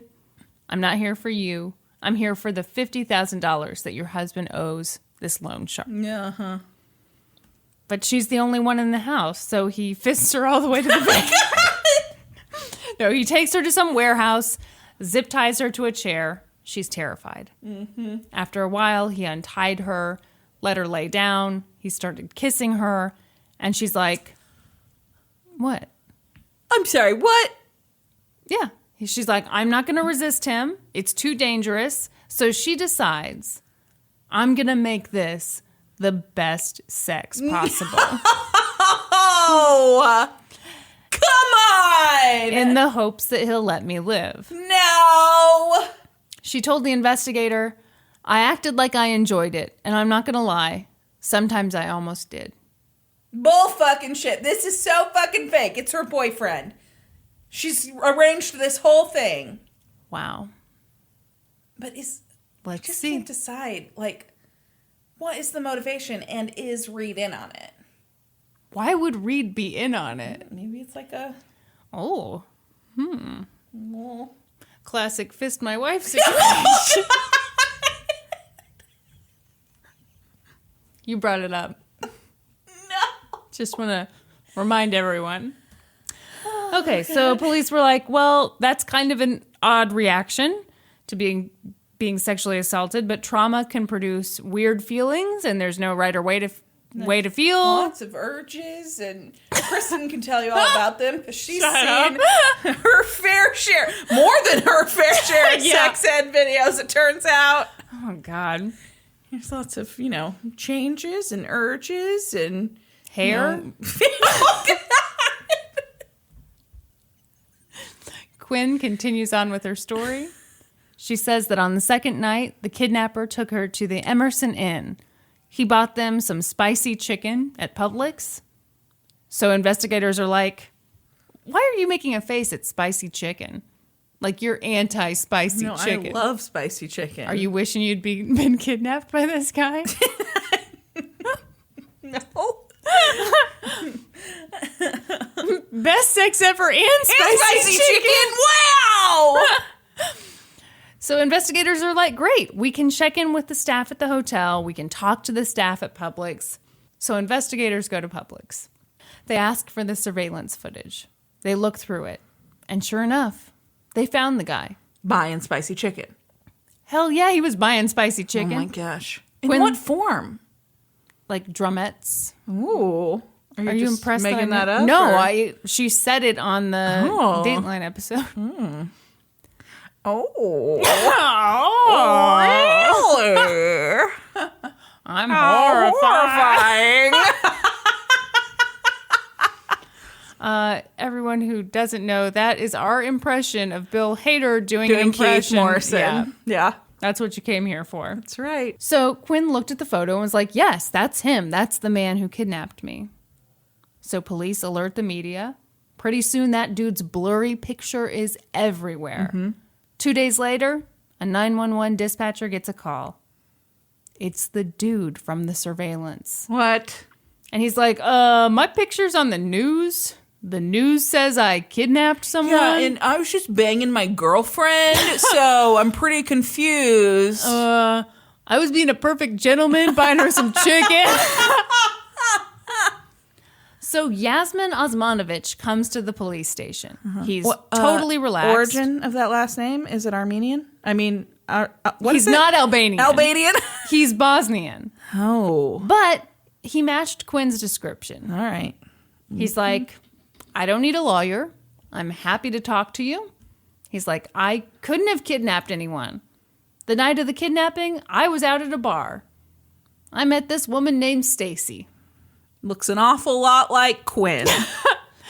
We had a 2-night stand. It was super fun. What? What? That's what he said. The officer's like, Is it Quinn? Has to be Quinn. It's Quinn. Quinn is Stacy. Stacy is Quinn. Finkel is Einhorn. Einhorn is Finkel.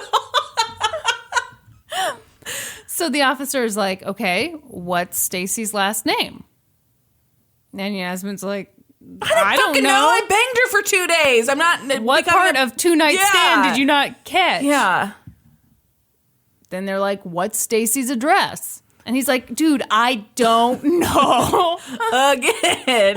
We banged for 2 days. We were not planning our lives together. We had sex and ate chicken. What more is there? The officer brings in a photo of Quinn Gray. He shows it to Yasmin. Yasmin studies it, and he's like, I don't know that woman. What? No. But the investigators know he's full of shit. Of course he's full of shit. They're like, dude, she ID'd you. The hotel clerk ID'd you. We've got footage of you in Publix at the time she said you'd be there. We've got you. But Yasmin's like, no, you got it all wrong. I was banging. They're setting me up to be the fall guy. And it's all because I'm a mechanic. I'm not rich. She is. She's got the pool looking out at the beach. This is me talking, not him, but you know. I got it. Thank you. Who's setting him up? Quinn and this mystery man. I guess. Yasmin. But you know what? I've got a secret recording that'll get me out of this whole thing. And you know why I have these tapes? Because I'm smart. Oh. I've got a high IQ. Oh, God. I may have been played for a fool, but I'm not an idiot.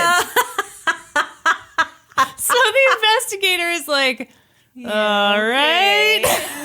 All right, buddy. But, you know, the guy's like, okay. All right, big guy, show us how smart you are. So he's like, all right, you know, if you've got these tapes, go ahead and hand them over. Mm-hmm. But Yasmin's like, I'd rather not. I've got them hidden away. Thank you very much. What? So again, investigators think he is totally full of shit. Full of shit, yeah.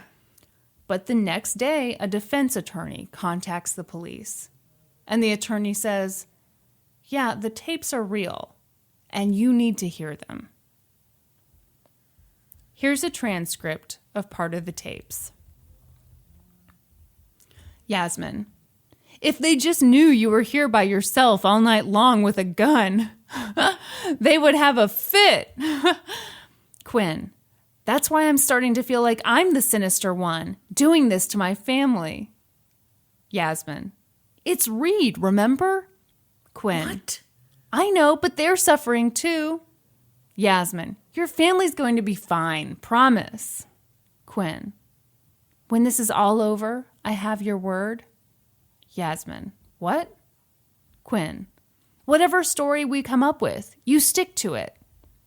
Yasmin, we both have to stick to the same story because we're both fucked, huh? Oh my gosh. Yeah.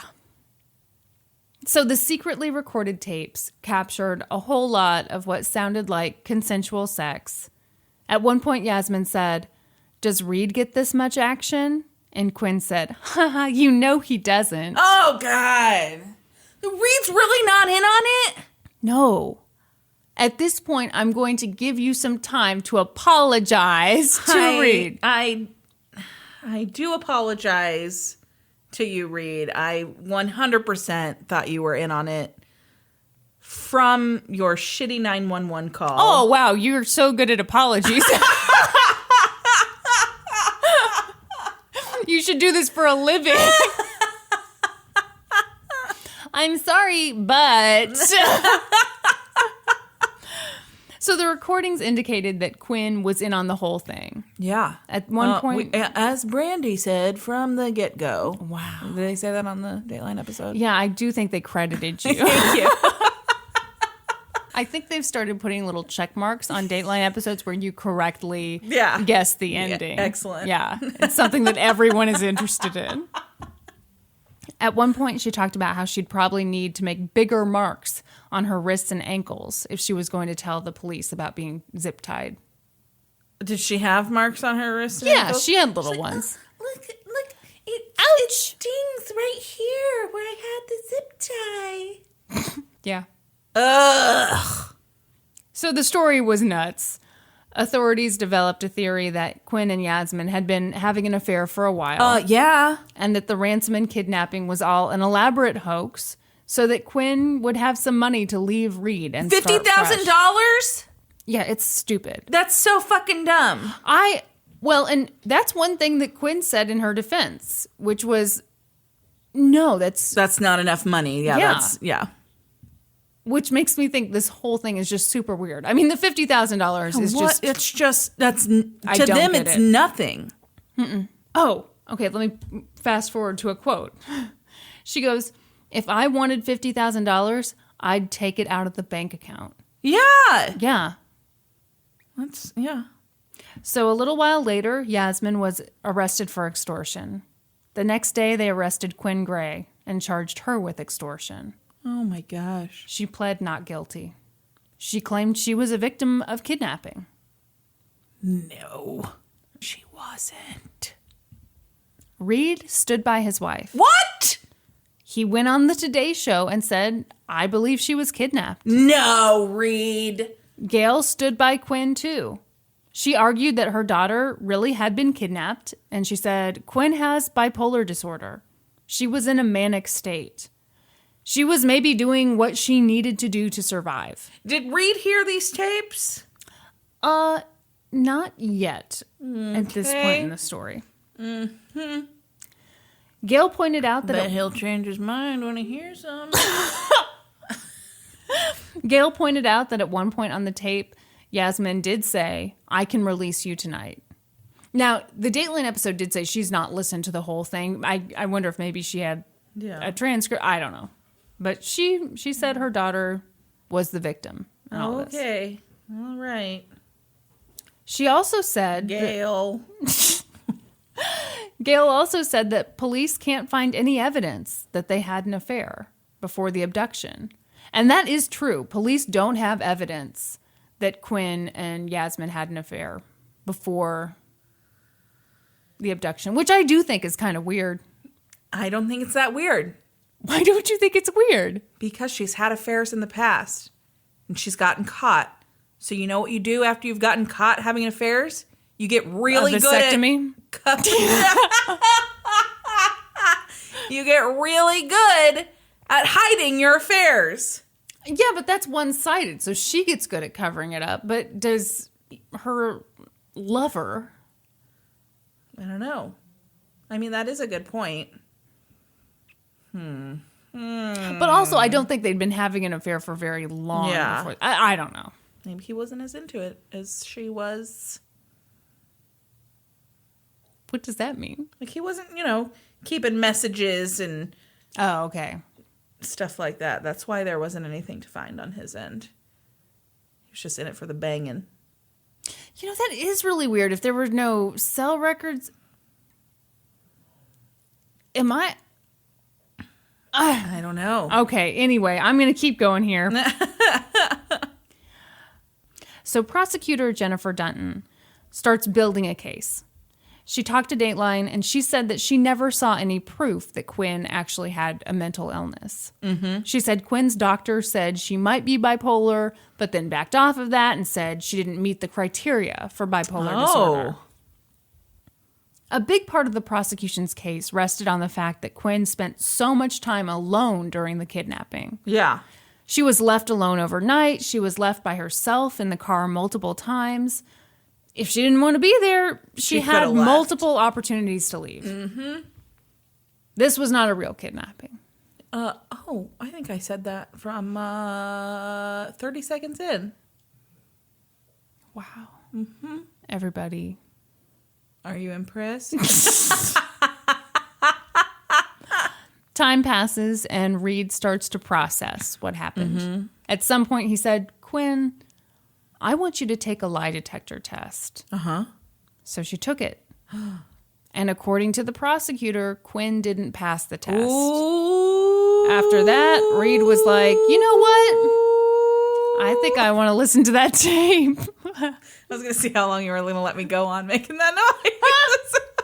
The answer is too long. That was way too long.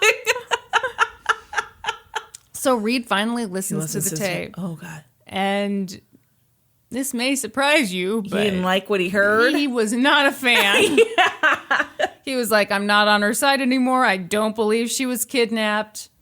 In August of 2010, he was granted a divorce. Oh, my gosh. As part of the divorce settlement, Quinn gets $10,000 a month. Holy shit! I know. Huh. $10,000 a month. Not too shabby, huh? It's not too shabby. Meanwhile, everyone's gearing up for Quinn's trial. But then, in February 2011, Quinn pled no contest to extortion. She said she made that plea because she didn't want a lengthy, salacious trial. Mm-hmm. Yasmin pled guilty. Mm-hmm. I mean, that would have been a salacious trial. It would have been a salacious trial. I would have been probably would have to the TV. Barred everybody under 21 from that courtroom. Yasmin and Quinn were both sentenced to time served. They were given probation. Yasmin got 6 years. Quinn got 7. Mm-hmm. At his sentencing, the judge told Yasmin, I think the state has concluded you were not the ringleader in this. Yeah. But she didn't let him off the hook. She said, you were responsible for traumatizing Reid Gray and a lot of other people. What you did was wrong. As for Quinn, the judge put a lot of conditions on her probation. The judge said that she needed to get regular substance abuse and mental health evaluations, and she needed to stay under a doctor's care. Wow.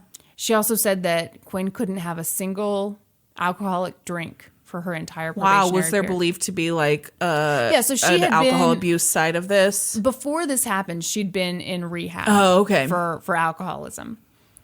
The judge said she couldn't have any contact with Yasmin, and the judge also said that Quinn couldn't have any violent contact with Reid or his family, which, duh. Yeah, and I wonder, because obviously, yeah. But I wonder if the specification is there because, like, okay, so say they're trading off kids. Right. And they get into some kind of argument, and Quinn slaps Reid across the face. under normal conditions, that would not be enough to send her to jail. But with this specification on her I see what you mean. Yeah, then all of a sudden she's like, well, goodbye. Yeah. Okay. So Quinn and Yasmin were ordered to each pay $43,000 in overtime costs that law enforcement incurred. I feel like that's probably not even enough. Probably not, but I mean, maybe they could make an argument like, hey, you guys tracked down the wrong phone number for That's true. And they had to pay some other smaller fees too. Also, thanks to a special Florida law, the judge decided to withhold an adjudication of guilt. So in Florida, if a judge allows this, you can get probation, pay some fines, but like not get a conviction on your record. Mm-hmm. It's kind of like an incentive to do well on probation and be productive. So for Quinn, this means that if she wants to go back to being a registered nurse, she can. And I think Yasmin got a similar deal. I know. That's quite the... It's really surprising to me. Wow. Fucking Florida, man. I know. Their courts. I wonder if that's a law anywhere else. That's interesting. Maybe. I don't know. Maybe it is. Maybe it's more common than we know. The article I saw presented it as... a rare thing. Well, it just said it was a Florida law. So I don't know. All right. But... Wow. In 2011, Quinn made headlines again for violating her probation. Oh, shit! What'd she do? She fell behind on her fees and she submitted a statement to Dateline so that it could be included in the fabulous episode that I watched. Oh my gosh, that's a violation of her probation? I guess so. Wow. But, well, no, not according to her lawyer. Okay. So her lawyer was like, whoa. Yes, she fell behind on the payments. We're not contesting that. But that Dateline statement did not violate her probation. She can't keep up on her payments with her $10,000 a month? That's what I'm saying. That's bullshit. That is bullshit. The lawyer was like, she didn't include any information about her family. She didn't initiate contact with the show. They contacted her, you know. Mm-hmm. So here's the shitty part. She was issued another court date, but I couldn't figure out when that occurred and what the resolution was with this. Yeah. But basically, if the judge did find that she violated her parole, then she probably would have gotten basically house arrest. Yeah. So. The electric chair. Oh, God. Yeah, in Florida, you go from, it's not on your record. Yeah. Please behave to straight to the chair. Yep. And thanks to me being a total creep. Ooh. Doing a lot of Googling. Your Facebook stalk? I did. Oh! They both appear to be remarried. Good for them. I don't feel good about being a big creep. Feel good about it? No, because like Norman walked in on me while I was doing it. You're like, I swear I'm looking at porn! And he was like, I mean, I was clearly looking at Facebook profiles where I was not friends with them. Yeah, he was like, what are you, what's there? He's like, oh, just looking up a lady who says she was kidnapped. Yeah. Felt a little like you. Yeah, I was going to say, that's definitely way more my speed than yours. That's like your MO for sure. Oh, I'm an expert Facebook stalker. So, the results are in. Yeah? On whether I should change my name to Kristin Caruso. I mean, not a single person voted you keep Pitts. I've had a few polite people be like, Pitts isn't that bad. Yeah, which I do appreciate because I didn't realize how weird it would be for people to be like, ew, Kristen Pitts. Yeah. It's like, oh, hey, whoa, that's my name. No, I maintain that I've never thought it was a bad name, but Kristin Caruso, man. Whew, it's a good one. I need to talk to you about something. Okay. This podcast has started to carry over into my professional life. In a bad way? In a negative manner. Is this the end of the podcast? This is where I tell you that we have to end the podcast. Damn. Okay. The other day, I'm at work, and one of our listeners, my friend Gracie, she is a former coworker. She came into the salon and Is she the one who, when she reviewed the podcast, called you a fly mamacita? That is correct. Would you like to know the origin of that? There's actually an origin. So it's a line from like a rap song. Okay. That we happened to have on in the salon one day. Uh-huh. And she kept calling me Miss Brandi, which I hate. Well, Gracie, you would not do well in the South. Gracie, remember this because sometimes she slips and does it, but she calls me Miss Brandi. Uh-huh. I don't like it. I'm not a preschool teacher. So I was like, stop calling me that. Uh-huh. Like, call me anything else or just call me Brandi. Brandi's great. And she said, I'm going to call you Fly Mamacita from now on. And then she does. She calls me Fly Mamacita a lot. Yeah. Anyway, okay. So she comes into the salon and she brought me a drink. So she is a loyal listener to the podcast. Okay. And she's like, got a DP for BE. And I was like, oh, that's hilarious. Yeah, thank you. And so she just sits down at my station or whatever. A few minutes go by. My client comes in. Uh-huh. He's a regular. I cut his hair every 2 weeks. Sits down, doing his haircut. And Gracie says something, and I can't remember what the conversation we were having, but she was like, do you need another DP? And my client goes, what? Oh, my God. And I go, don't call it that. And Gracie goes, you liked it earlier. Ew. And my client goes, you liked a DP earlier, huh? What the hell goes on in this place? And I just like turned bright red. Why? It was very embarrassing.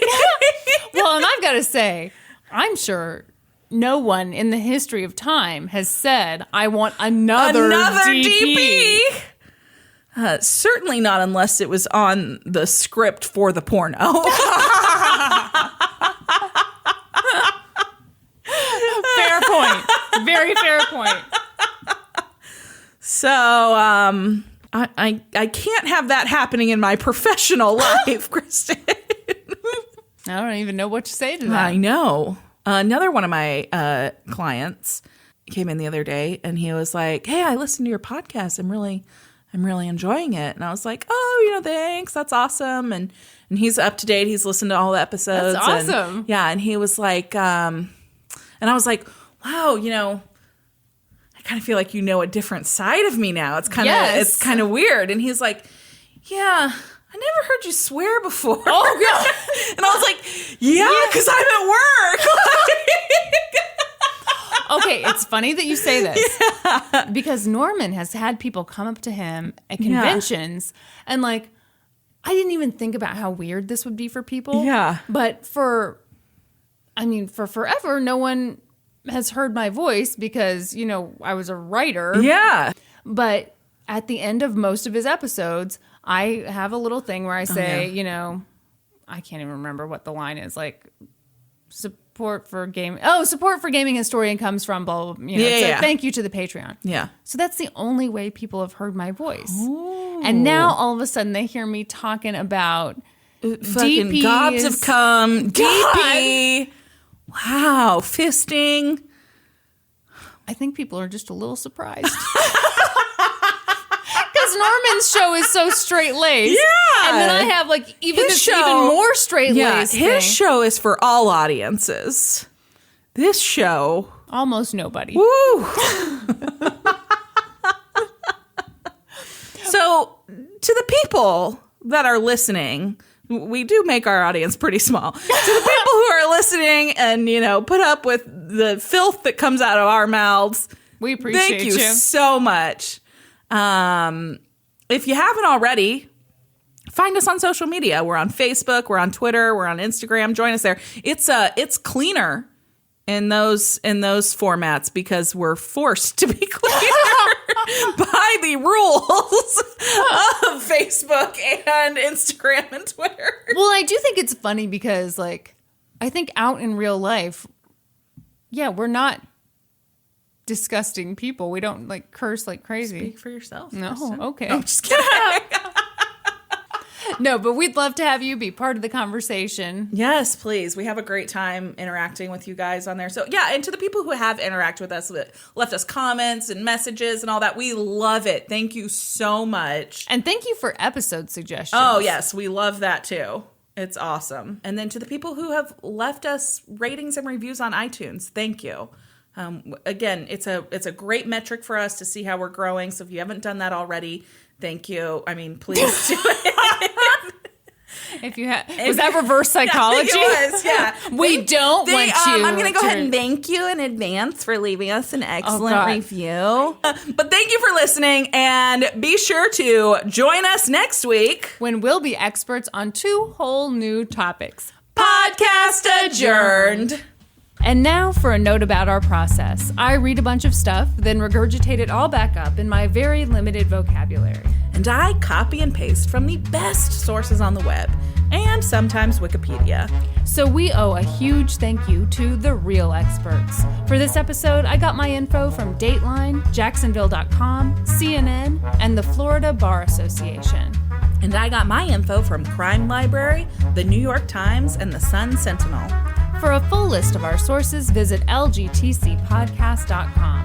Any errors are, of course, ours, but please don't take our word for it. Go read their stuff.